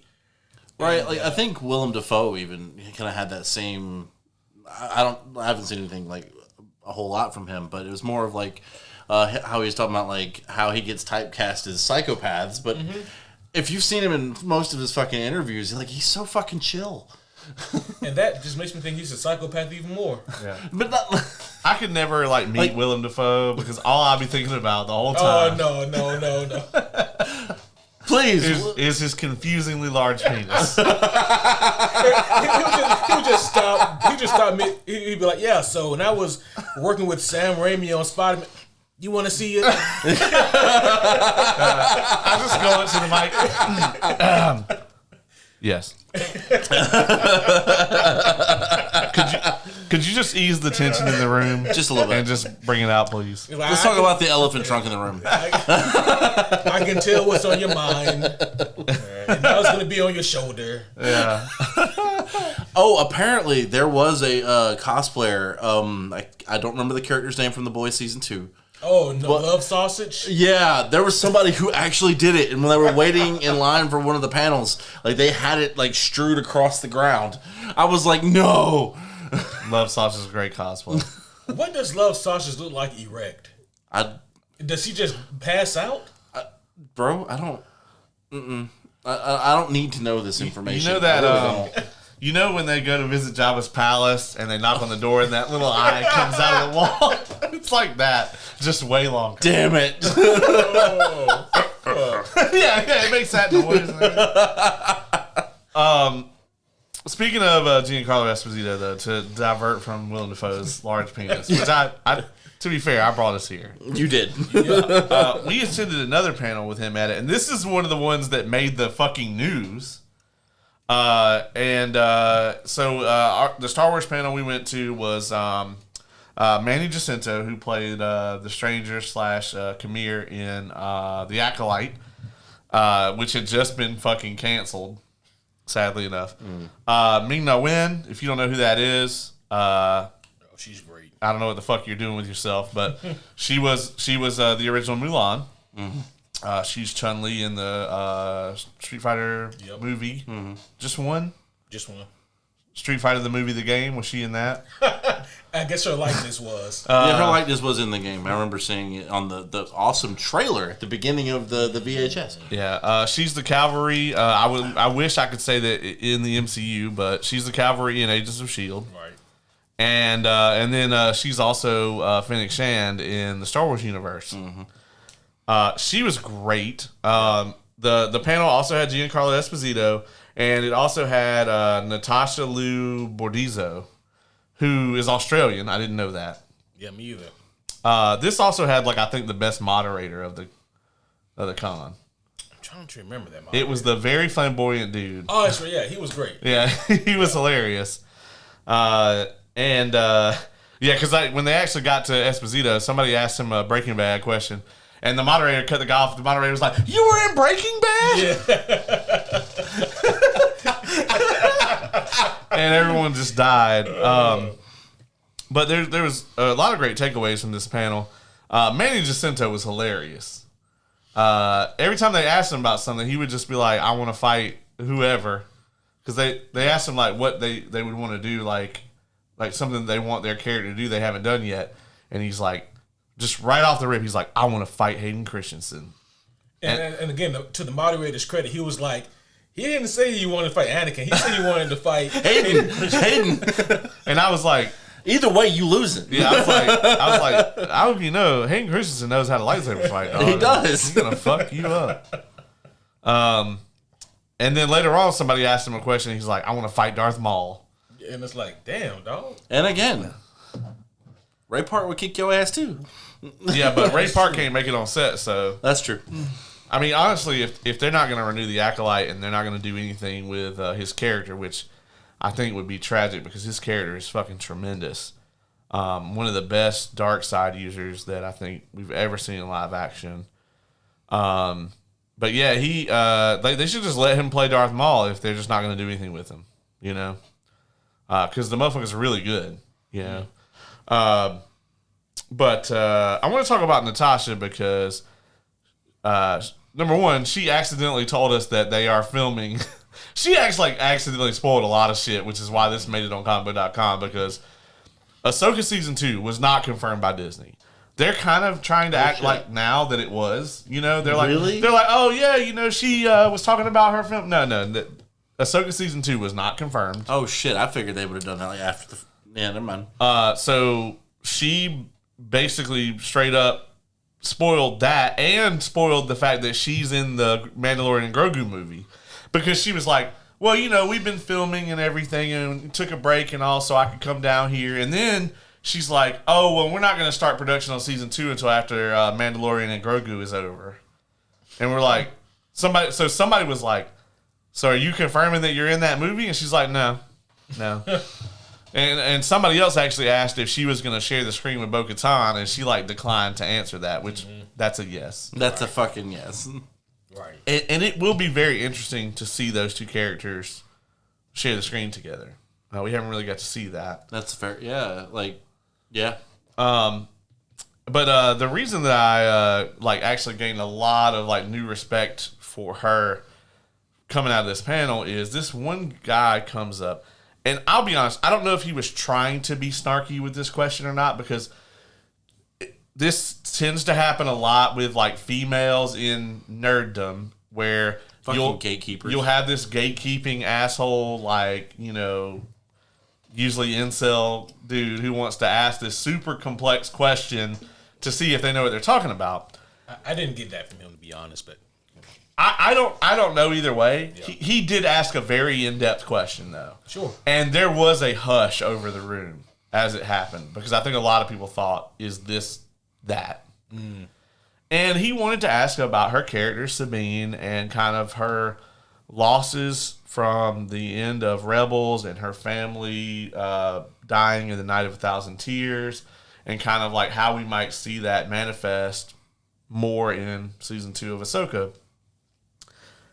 And without skipping a beat, she gives this incredibly poignant, legit answer. And I loved that shit. She understood the assignment. You could tell that she has gone through and looked at everything that has Sabine in it, and I mean, honestly, and I feel like this is, I feel like that should be spoken or unspoken rule for actors. Like, if you're playing an already existing character, go fucking look up what the character's done. You would hope. Read. Yes. You would. A New Hope. Yeah. Fuck, I forgot the button. Hey. Hey.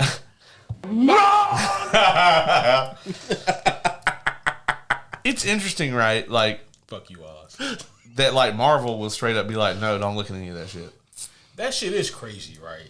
And it's to the point where, like, a lot of times the best actors do anyway. Yeah. You know. Hugh Jackman. Hugh Jackman being a big one. John Bernthal, like, have you guys heard the story of him going to a comic book store to pick up Punisher comics? Mm-mm. So he goes to a comic book store, right? This is before it was, like, super public knowledge that he was going to play Punisher, right? Mm. And so he goes to the comic book store, and he asks the guy behind the counter, so, hey, man, what are some of, like, the best Punisher comics? And he has two stores, actually, but the first guy goes, why you want to know? Because he recognized that John Bernthal was yeah, because like if you followed the Walking Dead craze, you know who John Bernthal is. Yeah. And John's like, maybe for a role, and the guy goes, "You playing the Punisher?" All right, well, and then the guy gets super fucking serious. Goes, "Look, you need to read this, this." And John's like, all right, man. My bad, dog. I came here to get some comic books. He actually has a podcast now. Like, he does. It's actually pretty good. I know he's done Shia LaBeouf, but like recently he's done Deborah Ann Wall. And like, because she's a huge D&D nerd. Yeah. And so like they actually go into it, and it was actually a really like. Oh hell yeah. She gave one of the best descriptions of like how to explain D&D to people. Like she put him in a small scenario, and asked him what he did, what like something to do with the forest. He's like, you hear crackling, the branches breaking. What do you do? And he's like, oh, I get it. I was like, that was the best. Right. So That's anyway, I'm sorry. So, What was the other story? Yeah. Oh yeah, and so the second story, I think it was in another comic book store, and I think this was shortly after he had been cast. And so he's going into this comic book store, and he's picking up some more books. And this other kid or this guy comes up to him, and he goes, "You don't need those, man." And he's like, "But I think that these are pretty cool." No. Those aren't the ones you need. And he kind of gives him the same treatment that the first guy. It's like, if you want to get the realness of this character, read these. Read these. It's like, motherfucker. That's so good. But like that is, I think that's very awesome and helpful of those people. Oh, yeah. They probably could go about it a little bit easier, better than that. You're but right.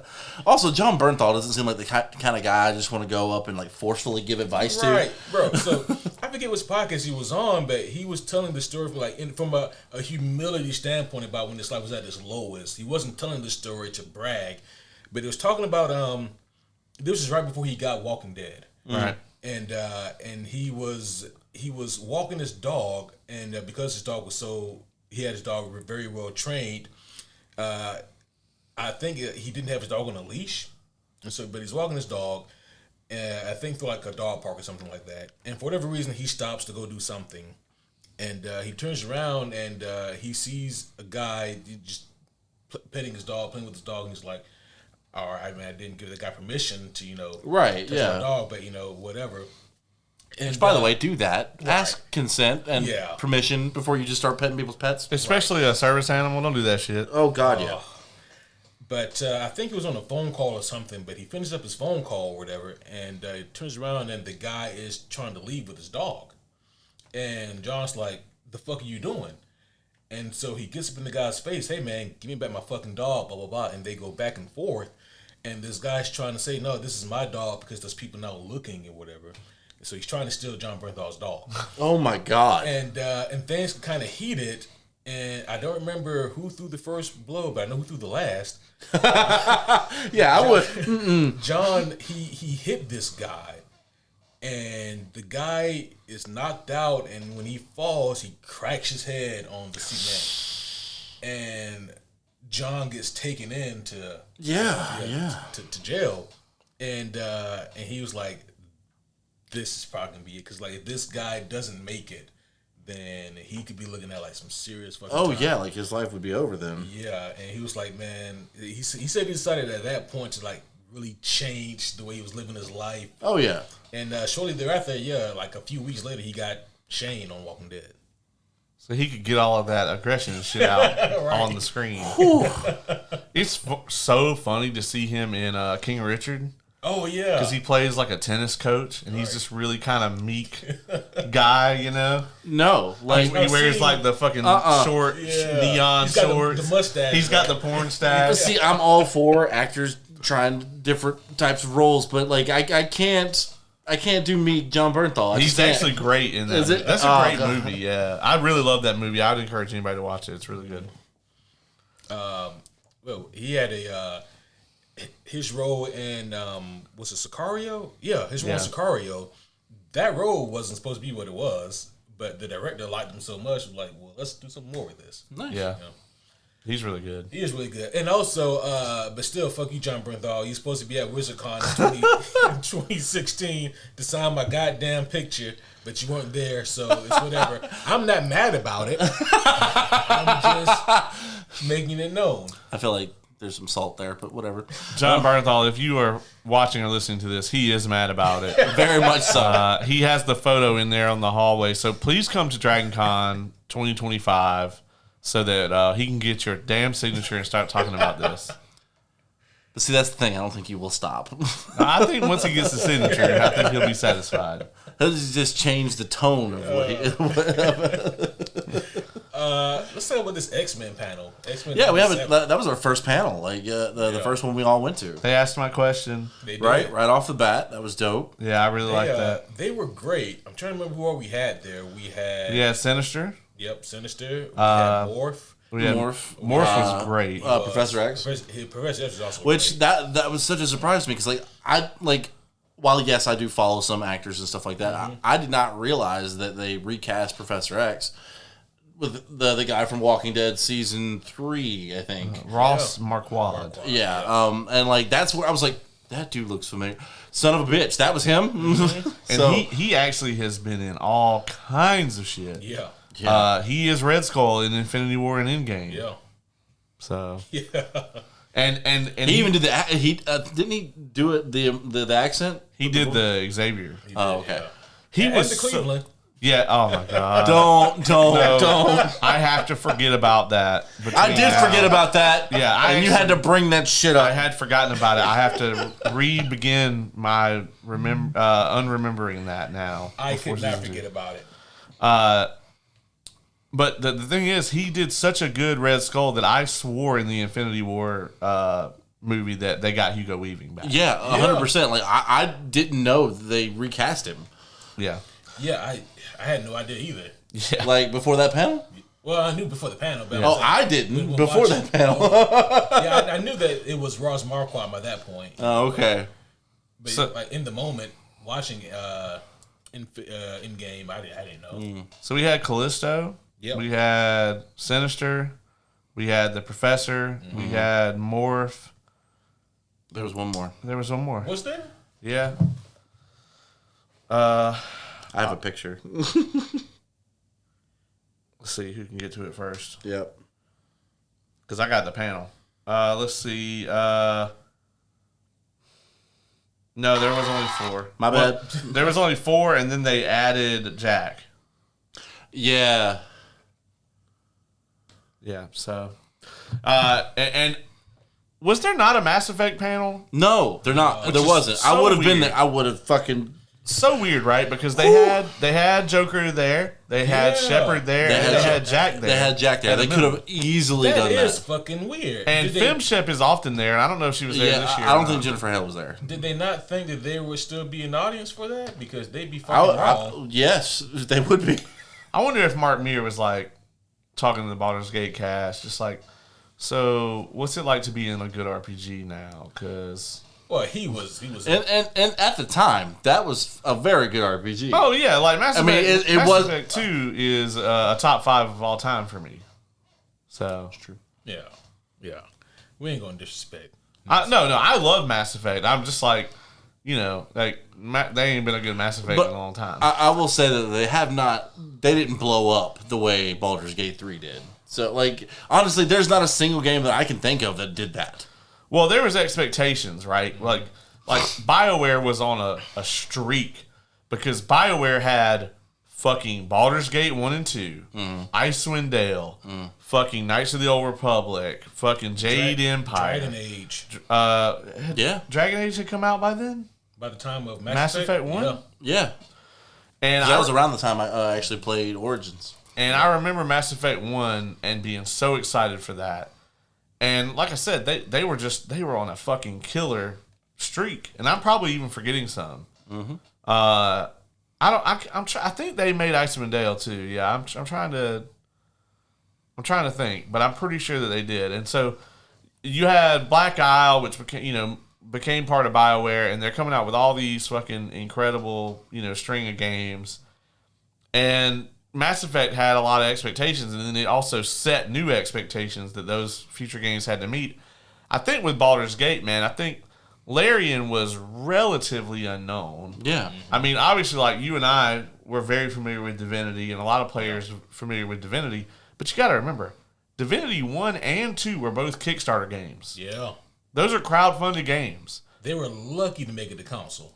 Yeah, because there was points in time during the development of DOS 2 where they were like, we don't know if we're going to be able to get this on console because they couldn't get the 4 players. Mm-hmm. They really didn't have the know-how yet to make that work. Right. So to see Larian go from that, which both Divinity games are incredible. Oh yeah. I did play a little bit of the second one. It was very good. I got out of the prison. Oh hell yeah. Oh yeah. Divinity 2 is amazing, especially all the work that they've done to it. But like, seeing them go from that to making like the highest production value video game ever made, basically, and set the bar that every other company should be held to. Yeah. Oh man, like it would just made it so apparent. Not to keep picking on Starfield or folks name their parent company. EA. Oh well, Bethesda. Yeah, Bethesda. Yeah. I was going to say Bethesda. Yeah. I blamed on Bethesda for some reason. I was thinking BioWare still, so that's why I said EA. Okay. Mm-hmm. But yeah, not to keep harping on them, but man, like the fact that we got kind of both ends of the spectrum, in my opinion, almost of the gaming industry. One end, the rare end, being Baldur's Gate 3, love and passion and ingenuity and integrity poured into this game. Mm-hmm. The players get charged a flat rate for the game. You buy it, you got it. It's yours. I mean, they gave a little bit extra for early access people, but yeah.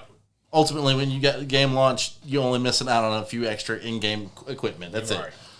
And you compare it to Starfield, which came out like a couple weeks after. Still haven't played it.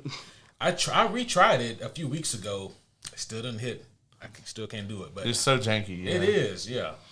But you look at Starfield, and it's like, man, this was a game that, I mean, honestly, it had all the expectations in the world. Mm-hmm. I mean, Skyrim in space is what people were calling it. I mean, I would have fucking killed for that.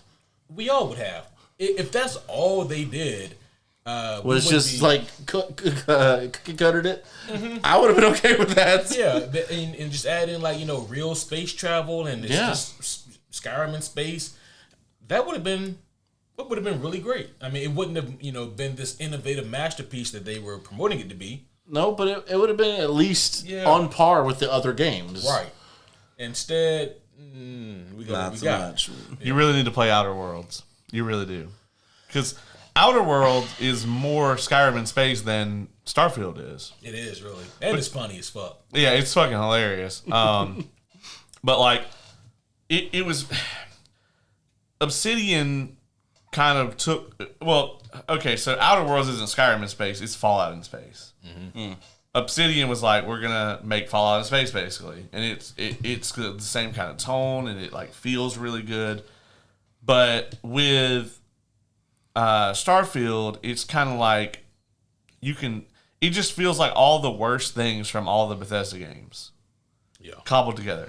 And the thing about it is, none of it feels good. there's not a single part of the gameplay loop that feels good. It's like, you go out, you get a mission from a one-dimensional NPC. You go get on your ship. You fast travel to a planet. Yeah. You get off of your ship. You don't really interact with the ship at all. There's nothing cool to do on the ship. Mm-hmm. You get off the ship. You go shoot some guys. It feels no different than if you shoot some guys in like Doom. Yeah. There's no flair to it. There's nothing special about it. You get the loot or whatever you got to get. You get back into your loading screen ship. And the ship does about the same thing the ship in Destiny does, which is just a loading screen. Yeah. You go back to the place, and you go talk to the one-dimensional NPC, and you get whatever your quest reward was. And it's basically rinse and repeat of that. You don't ever really feel like nothing feels good. Like if like, okay, I'm gonna compare it to a game that's like renowned for being fucking terrible, Anthem. Right? Oh, Did you ever play that? I did. So, Anthem was fucking terrible, right? So with Anthem, the NPCs were all worse than Starfield's NPCs. Like they were like Morrowind had better NPCs. I mean, they were fucking terrible. Super generic, whatever.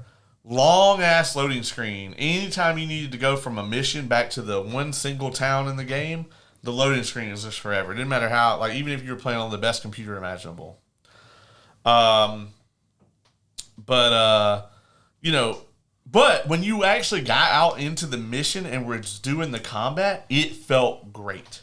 Yeah. And then the game would put you through like an hour of bullshit, but then you would get to go fly out into your mech for a while and do some cool shit. But like Starfield just never has that. There's no high. It's just meh. It's just a nice, consistent meh. And you just are like, I could be like outside raking leaves right now, Yeah, no, like I'm usually a pretty big advocate for Bethesda. I will not be for this. I can't. So my thing of it is like this. One of my favorite components of a Bethesda game is just the free exploration, free roam, seeing what you find. Yeah. And it just leads you down a whole nother Ever since Fallout 3, I've loved that. Like, Same. Yeah. Starfield doesn't have that.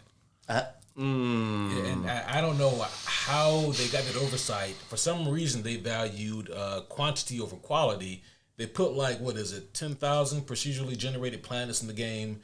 I would have settled for 50. Give me 50. I would have settled for 25 planets. Yeah, give me 25 different planets. That make them all fleshed different out and unique and fleshed out. Instead, with those 10,000 planets, you can go to any of them, and because they're also procedurally generated, they could have the same shit. KOTOR had 5, and we loved it. Yeah. Right? We don't need a lot. And it wasn't even 5 whole planets. Yeah. No. What is anyone going to do with 10,000 fucking planets anyway? And there's no ground vehicles. No. To get around in. Oh, I think they're adding that. Yeah. But still, how is that an oversight? You had a horse in Skyrim. Sorry guys, this is not the Starfield review. Yeah. Oh God. Yeah. We've been on this for a while. I apologize. X-Men 97 panel was great. Yes.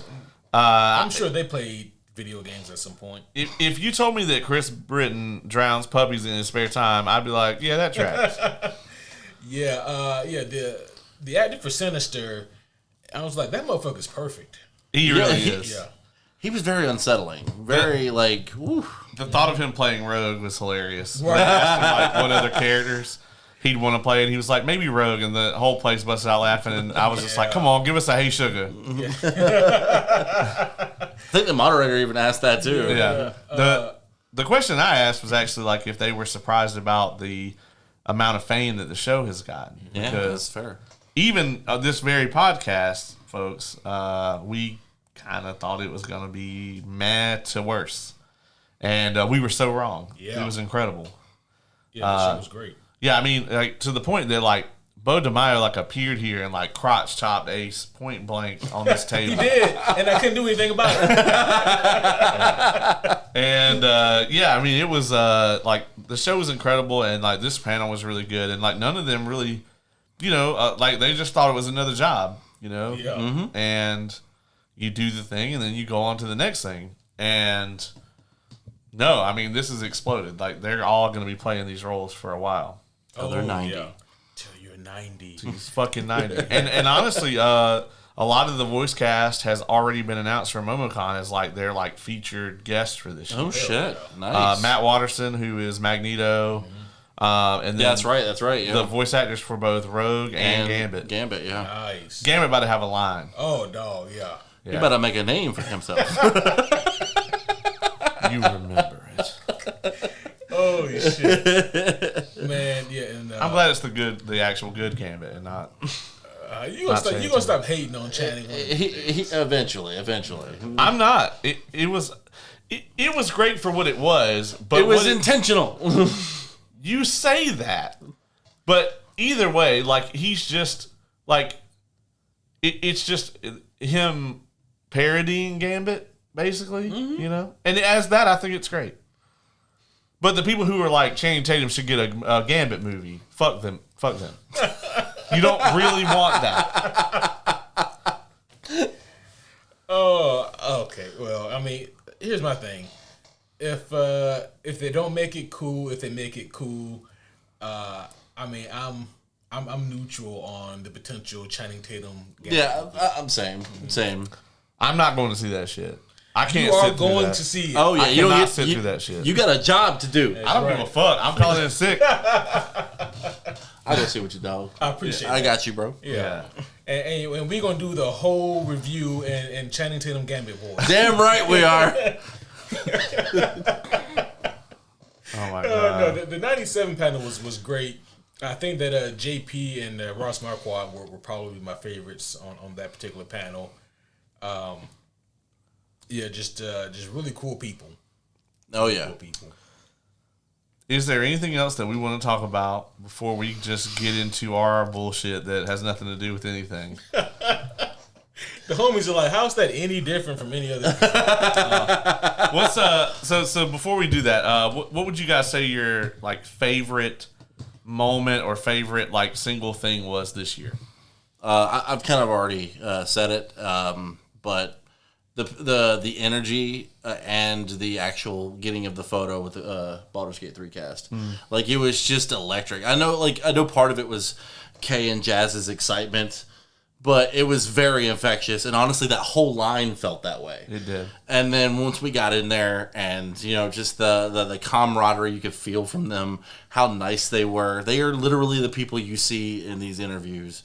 It's. Yeah. Theo Solomon's like the nicest dude in existence. Speaking of, like, I know I've said this before. I've never been like a Will Ravengard fan. Like, I just didn't really connect with the character very well. But after meeting Theo, my current playthrough, he is like right there with me. He's like my, he is my Blade of Frontiers. Same, yeah. He's incredible. Yeah, like I think I told you guys this a couple months ago, but like my Will playthrough, like he was. I chose him to be the main.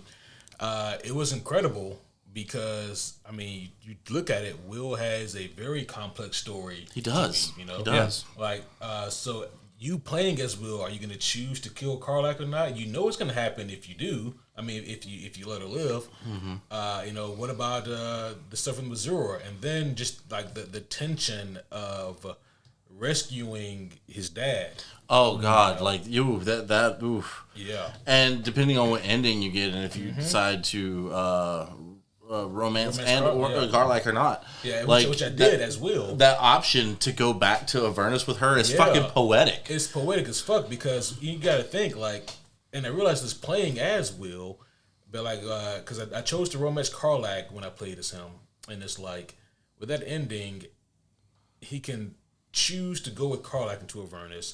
But I'm like, doing that, man, like, you're set up to be, like, the guy in Baldur's Gate. Mm-hmm. You know what I mean? You are. Yeah. And now, like... Especially if, unfortunately, you let your dad die. Oh, he can live and you still be the guy. Oh, really? He offers it to you, yeah. Oh, okay. Yeah. Okay. Yeah, see, I've never done that part. I've always either saved him or... Alert. Yeah. I mean, it's been out for a year, bitches. Yeah. I've never once gone to Avernus with Karlach. Every time. I'm like, I'll sit here on the dock with you while you melt. Which I saved and did that too. That's just fucking sad. It's very sad. I've only seen it on like TikTok videos. I'm like, I'm not doing that ever. Like, she is my boo thing. It's fucking sad. And then like just to see what happens at the the party scene 1 year later or whatever. Mm-hmm. You know, you go and you meet and you mingle with everybody else, and then you talk with Withers, and you know he's like, yeah, she's not coming back, man. Like there is no coming back for her, but she lives on, you know, within you and blah blah blah, and it's just fucking sad. Oh yeah. Like I will say, I know we're tangenting again, but I always go back with her, and I end up like, especially the first time I played through, I fucking cried. Like just that good feeling of I'm gonna help her until we find a cure for this shit. It was, oh god, it was so good. Anyway, sorry. Have either of you done the like where you let her turn into the mind flayer to save? No, but I hear it's like the one of the more satisfying endings for her. Yeah, because she gets to stay and live as a mind flayer. Well, I'm going to go and tell you right now, Gale was still very lovely to me, and he still married me anyway. Despite but Withers has confirmed it. You will have no soul. Yeah, whatever. Gale and I, he gave me the Dr. Manhattan space sex, the mirror image. What about you, Ace? What was your, my favorite Dragon Con moment from this year? Of all time, no, this year. Man, that's tough, man. We had a lot of good moments. Yeah, there's a lot of fucking good moments, man. It's hard for me to just choose one, but the Carlos Esposito panel was really high up there for me. The Baldur's Gate 3 panel was really high up there for me too. It's probably one of those two, but man, it's everything's kind of fighting for first place. Like, yeah. Even the I really love the 97 panel as well. Yeah. Yeah. So like it's I'm gonna cheat because I can't just choose one. Fair enough. Yeah. What about you, homie? I'm gonna give a cheat answer too. The company was my favorite part. It's the friends we met along the way. Wrong! No, you're right. Yeah. If I had to pick, man, it probably is the Baldur's Gate panel or the picture. The picture, I think, especially is like really important to all of us. Yeah, it was like I felt good with pretty much everything, but like that was like the energy we had afterwards from just going and doing that was just intense. I was like, holy fuck, that was great. Like, all of us felt that. Yeah, I agree. All the shenanigans we got into. That was so good.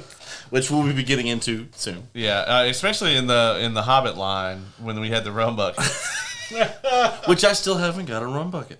I mean, that's on true. you, dog. Yeah. Like, mine was a little watered down this year. well, we kicked them up, though. Yeah, we did. But it was still... Well, we went to that main counter that everyone goes to. Oh, yeah. We should have gone downstairs to that guy from last year. That guy. Bro, like, last year when we got the rum bucket from that one guy, our panel was a few feet away. And, like, just by the time we got there, sitting in the panel sipping, I was like, this shit is potent. Yeah. He looked over and I'm over there like swaying in my chair. I was like, dog, I'm kind of tipsy right now. And he was like, you too. Yeah. Yeah. For realsies. Well, I think on that note, I think we're gonna just kind of bullshit here for a bit about some of the shit we got into. Yes, sir. We got there on Wednesday and we left on Sunday. And everybody at the con was saying Wednesday is the new Thursday. They really were. And people have said that before, but it was so fucking true this year.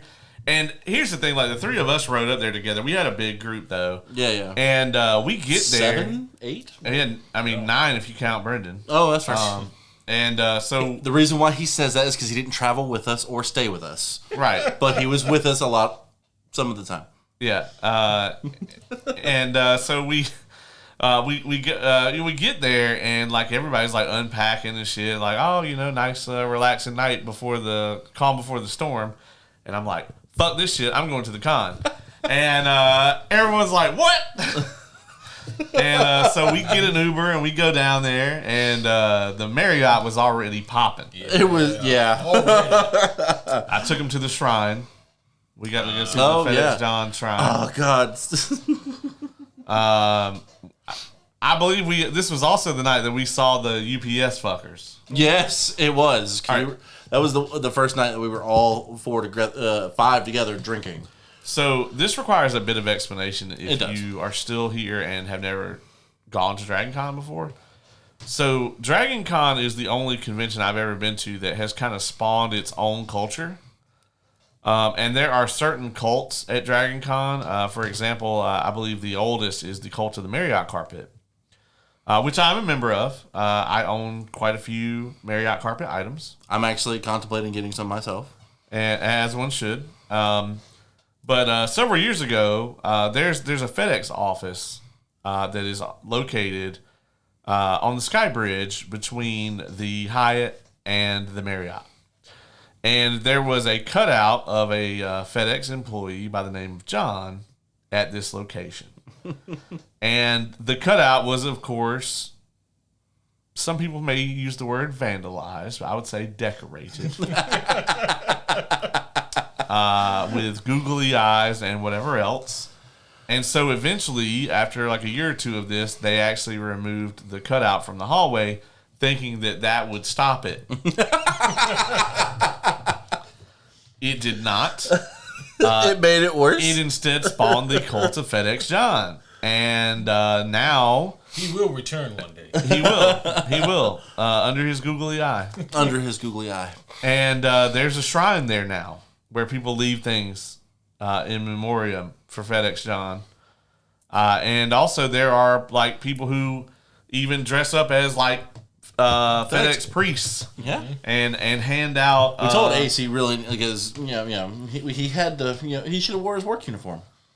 Yeah. About that. And there's people, that come there dressed as packages and whatever else. And they were even having communion with some shots, I think. Yeah. Out there at one point. Mm-hmm. And so anyway, all that is to say that on this auspicious night, we witnessed the heretics. And all right, so again, this is my first Dragon Con. I have not experienced any of this ridiculousness up until this point. However, this immediately made me care about this ridiculous cult when we saw the UPS people. Yeah. Ace has been with me a lot of times. And like I've always talked about the cults, but like other than the carpet, you've never seen me give a fuck about it really. And then we saw these UPS motherfuckers. And now I'm like, man, I need some FedEx shit. Oh, yeah. I'm over here contemplating buying a uniform. I left some things at the shrine. I can give you a shirt, dog. You ain't got I left a few things at the shrine for that's true. For FedEx John this year. And, this year actually may have spawned a new cult, too. Well, we're going to try to snuff that flame. There's no need for that. Well, I'm actually not sure if we are going to now have the cult of the cannon, or if the FedEx John cult is going to kind of absorb that and it's going to be a thing. Yeah, Caleb was just telling me about that. I was like, oh my God, no. Yeah. So I don't know, if the FedEx John cult is just going to merge with the cannon people, or if there's going to be a cult of the cannon. We'll see in about 358 days. Speaking of new cults, yep. We have to talk about the newest of cults. That is only the members of the superhero homies who have been on the podcast, as well as some of our other members of our group. So homies, you too have the pristine opportunity to join.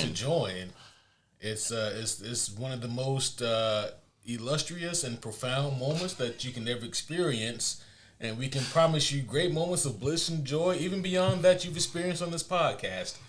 And Caleb, I can tell you agree. Yeah. That is the cult of the Dick and Nips. and you yourself, homies, can join the cult of Dick and Nips and become a brother fuck. A brother fuck or sister fuck. Or sister fuck, yeah. These are all certainly things you could do. Yeah. I did it back. I'm sorry. Dick and Nips. Dick and Nips. If you listen to the Deadpool and Wolverine review, or just about any episode since, I actually don't think. I think last night we reviewed Alien Romulus without a single Dick and Nips reference. I thought about it. Yeah, I thought about it, but I was like, where am I going to put this? I know damn sure I don't want the face huggers getting a hold of my dick or nips. And while we're making references, I do have my Pepsi here, so we are safe. Oh, yep. From Adam Webb. Safe from Adam Webb. Good. I mean, the Dick and Nips. It started Wednesday night. It really started the Deadpool Wolverine review. The official start, but then it culminated hardcore Wednesday night at Dragon Con. We were very drunk on Wednesday. We were. And again on Thursday because that was just you, me, Kevin, and Brendan. Yeah, that's right. Because I like that shit blows my mind. Because like in my head, you were there. You were there. But like it was Oz's first Dragon Con, and I knew that on Friday night we had to go to bed because we had to get up early on Saturday. So I'm like, okay, well, certainly Thursday night we got to go down there and like you got to get a taste of like nighttime Dragon Con. Yeah, it's a different thing. And we go down there, and the place is popping, and we are back in the mead again. We also saw, just in case they haven't listened to this, we saw a Pikachu, and I don't know how to put this eloquently, but they had a enormously perfect ass. It was incredible. It really was. I'm so upset that I missed this. Yeah, you really did, dog. It was easily, and I mean easily, the nicest ass I've ever seen in person. Like with my own two eyes, like not on the internet. Damn.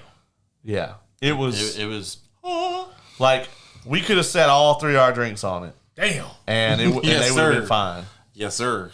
Like it had the size, it had the form, and it had the shape. Oh. Yeah. It was of legend. Fuck. Yeah. Brother fuck. Yeah. We also have the cult of the Dick and Nips does have a salute. You know. Yep. And that was the whole thing. So that's what happens when we all get ridiculously wasted. But the fucked up part is we kept going with it even when we weren't wasted. Yeah, even when we were completely sober. Which wasn't a lot. Yeah. It was one of those things where we were like, okay, once we sober up and go to bed and wake up, it'll be just whatever.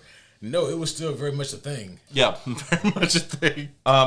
We haven't talked about loot. Was there any loot that you guys got this year from the con that you're like especially proud of? I won a swag bag. Oh, you did? Yeah, you got a golden ticket. Yeah, matter of fact, I think this is part of it. That is part of it. He got a golden ticket. I got a golden ticket. And, I got to choose, from several different options. I chose a Marvel bag they had there, and it came with that nice little Jessica Jones figure that the homie Oz just presented to the camera. Came with a Mjolnir that I can attach to the wall. Yep. It's the same one that you have at your place. Yep. It was a Father's Day gift that I keep on the wall, and it's really nice. I'm glad you got one. Yes, I do. And it came with a bunch of other shit that I don't remember at the moment. But you had a lot of cool shit in there. Well, now that you guys both have one, sometime that I'm not here, you can rub your hammers together. I'm not taking it off the wall, dog. Oh, okay. I feel like there's a better way for you to word that. I said what I said. Brother Fox.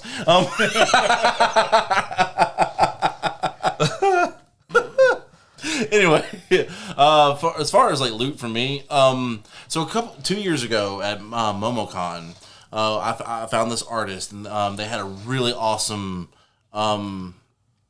like collage picture of the entire Mass Effect crew, and I almost bought it then, and I was like, no, I can't justify it. Whatever, I'll come back for it later, and I never did.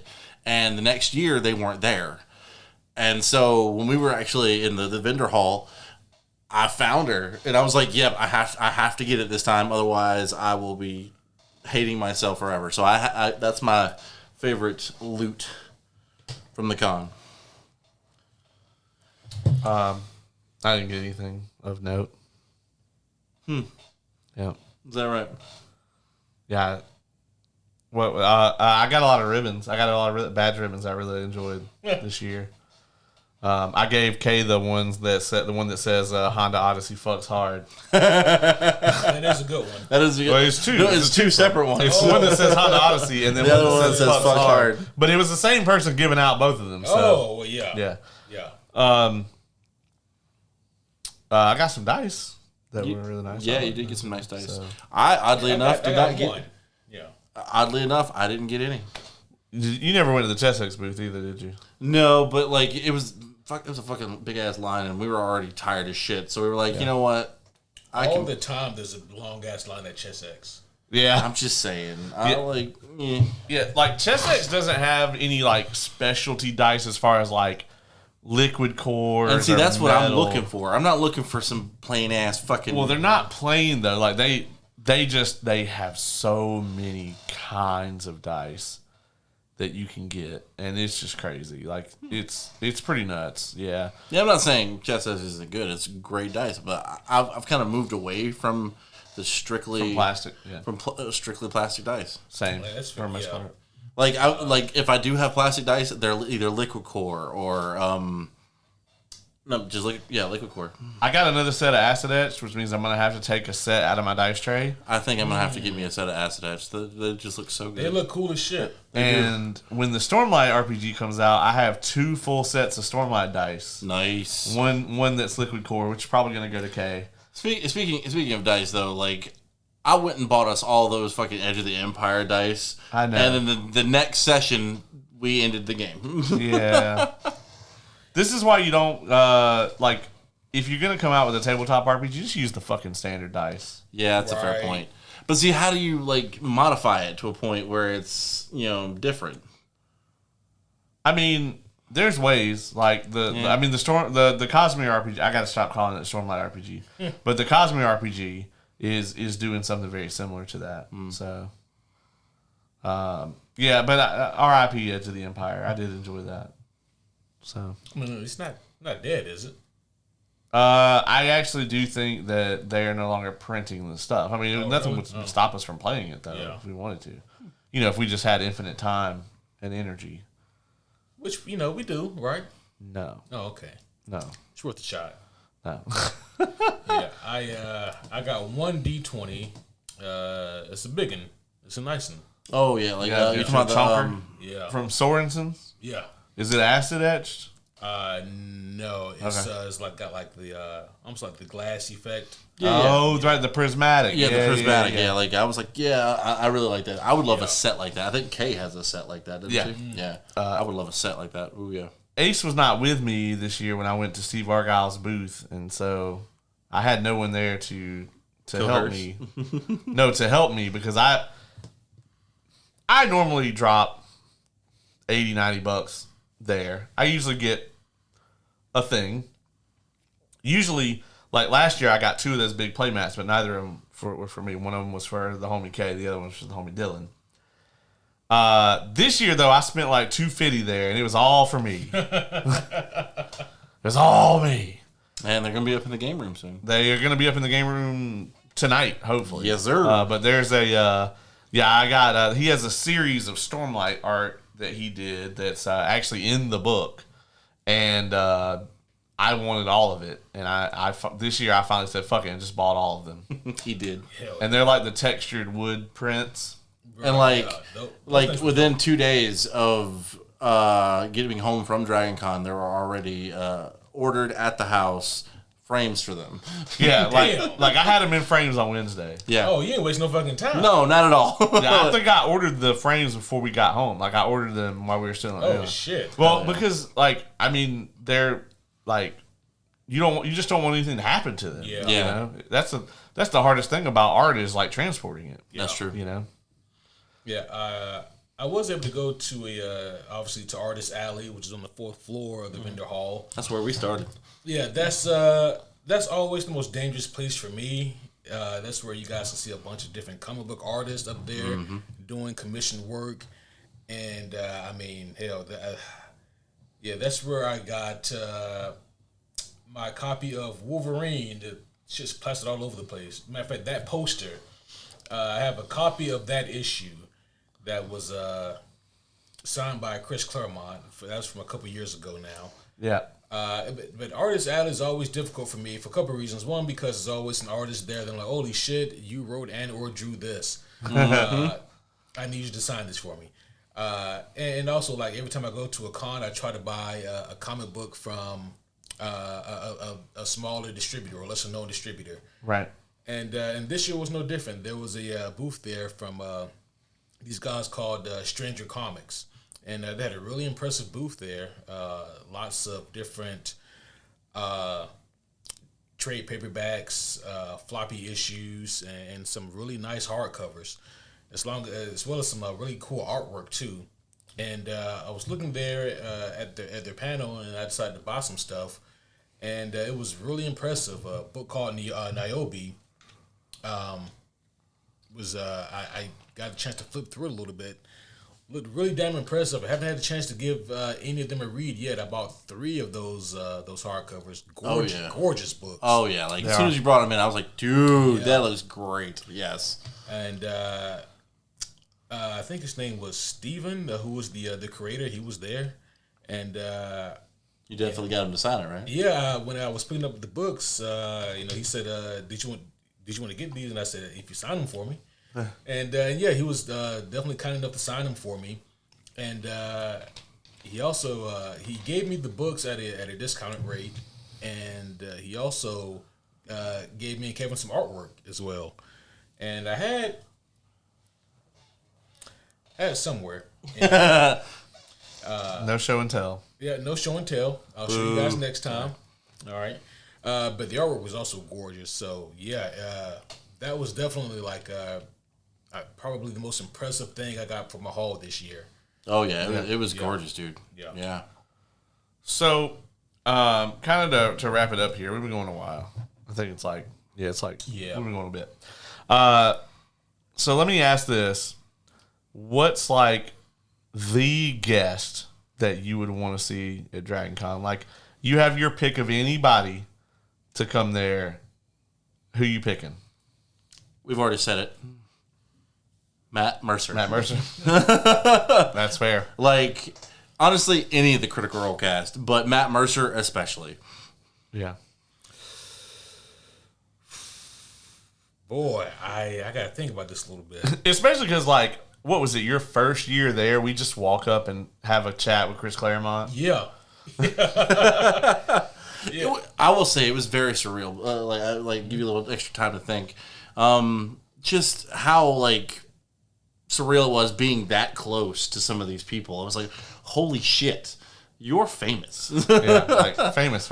A little moment that we didn't really talk about, but while we're waiting in line for the Hobbit panel, we're all 6 of us. It was me, you, Kevin, Brendan and Jamie. Yeah.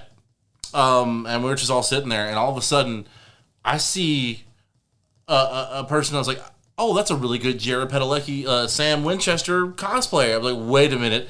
No, that's actually Jared Padalecki. Holy crap. And he gets into his Uber and dips the fuck out. And then not even 10 minutes later, Neil Newman comes out and lights up, we're assuming, a cigarette? It was a cigarette. I think it had to be a joint, man. No, I'm saying, there's no way that he smoked a cigarette that fast and he's a voice actor. That's a fair point, yeah. Like, I don't think so. No, but it was just fucking surreal to be like in, like, I'm a Supernatural fan, so seeing Jared Padalecki in person was fucking wild. Oh, I figured you just loved him as Walker, Texas Ranger. No. I also, like, Neil streams. Like, he was actually streaming from his hotel room. Oh, really? Yeah. And I'm like, you can't be a hardcore smoker and, like, you got to run outside every 30 minutes on your stream. Right. Yeah, that's true. it had to have been a joint. He had he had a calm him nerve, man. Yeah, probably got overwhelmed, Yeah. Which I wouldn't blame him. Right. Mm-hmm. Yeah, 'cause it is a lot. Because, like, it's one thing to be a celebrity. It's one to be, like, a heartthrob celebrity. Because, like, people fangirl over him all the time. Oh, yeah. Like, do you know how many, like, titties he had to look down at over the weekend? And, poor him. And, like, 98% of them would have gladly let him touch them. That's a fair point. 98% of that number's a little low. I mean, I'm just going to assume, that there were some titties that didn't want to be touched. Hate it when that happens. I mean, my number's way lower than 98%. I'm floating around the, like, 35. So, yeah, my dream Dragon Con guest. Well, I mean, on one hand, I want to say, like Frank Miller or Alan Moore. Alan Moore's not coming to Dragon Con. I know.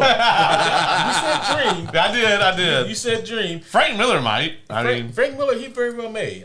And, his health hasn't gotten better, and I don't know how much longer, he's going to be amongst the land of the living. Yeah. Hopefully for years to come. But, man, it would be amazing to meet Frank Miller. You thought D'Onofrio cut that kid off. Can you imagine Alan Moore? Shit. Next question. Yeah, and Alan Moore, a real fucking wizard. If you ask him, he is a wizard. He looks like one for sure, so he might be. He looks like a crazy old man, dog. Yeah. I feel like you're stereotyping wizards right now. I'm just saying. Maybe. But he looks like a wizard, and he says that he's a wizard, so... Am I stereotyping? That's Alan Moore, yeah. Yeah. Oh my God. He looks he kind of looks like Charles Manson. A little bit.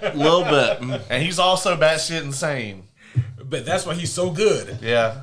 That'd be incredible. If I couldn't get Frank Miller and or Alan Moore, then I shouldn't have to suggest this person because they should have been here anyway. But John Bernthal. I knew you were gonna say that shit. I'm just saying he was supposed to be at Chicago Con in 2016. Bruh, just let it go. For whatever reason, I'm not mad about it though. Just let it go. Yeah. I mean, hell, y'all the ones that brought it back up. We brought it up. Yeah. I don't think we did. No, I don't think so. Yeah, we can play it back on the tape. Okay. Yeah. The fact that you call it a tape. For me, you guys are probably like, he's going to say Brandon Sanderson. No. But Sanderson was the keynote speaker at Dragon Con in 2019. So. Pretty dope. Huh? Yeah, that's pretty cool, though. Yeah. Suddenly my throat is very dry. And I don't know why. Because you didn't say Brandon Sanderson. Right, maybe so. Your body's having a fucking reaction. It clearly is. Jesus. For me, though, I'd have to say, I would like for him to come back, but let's see.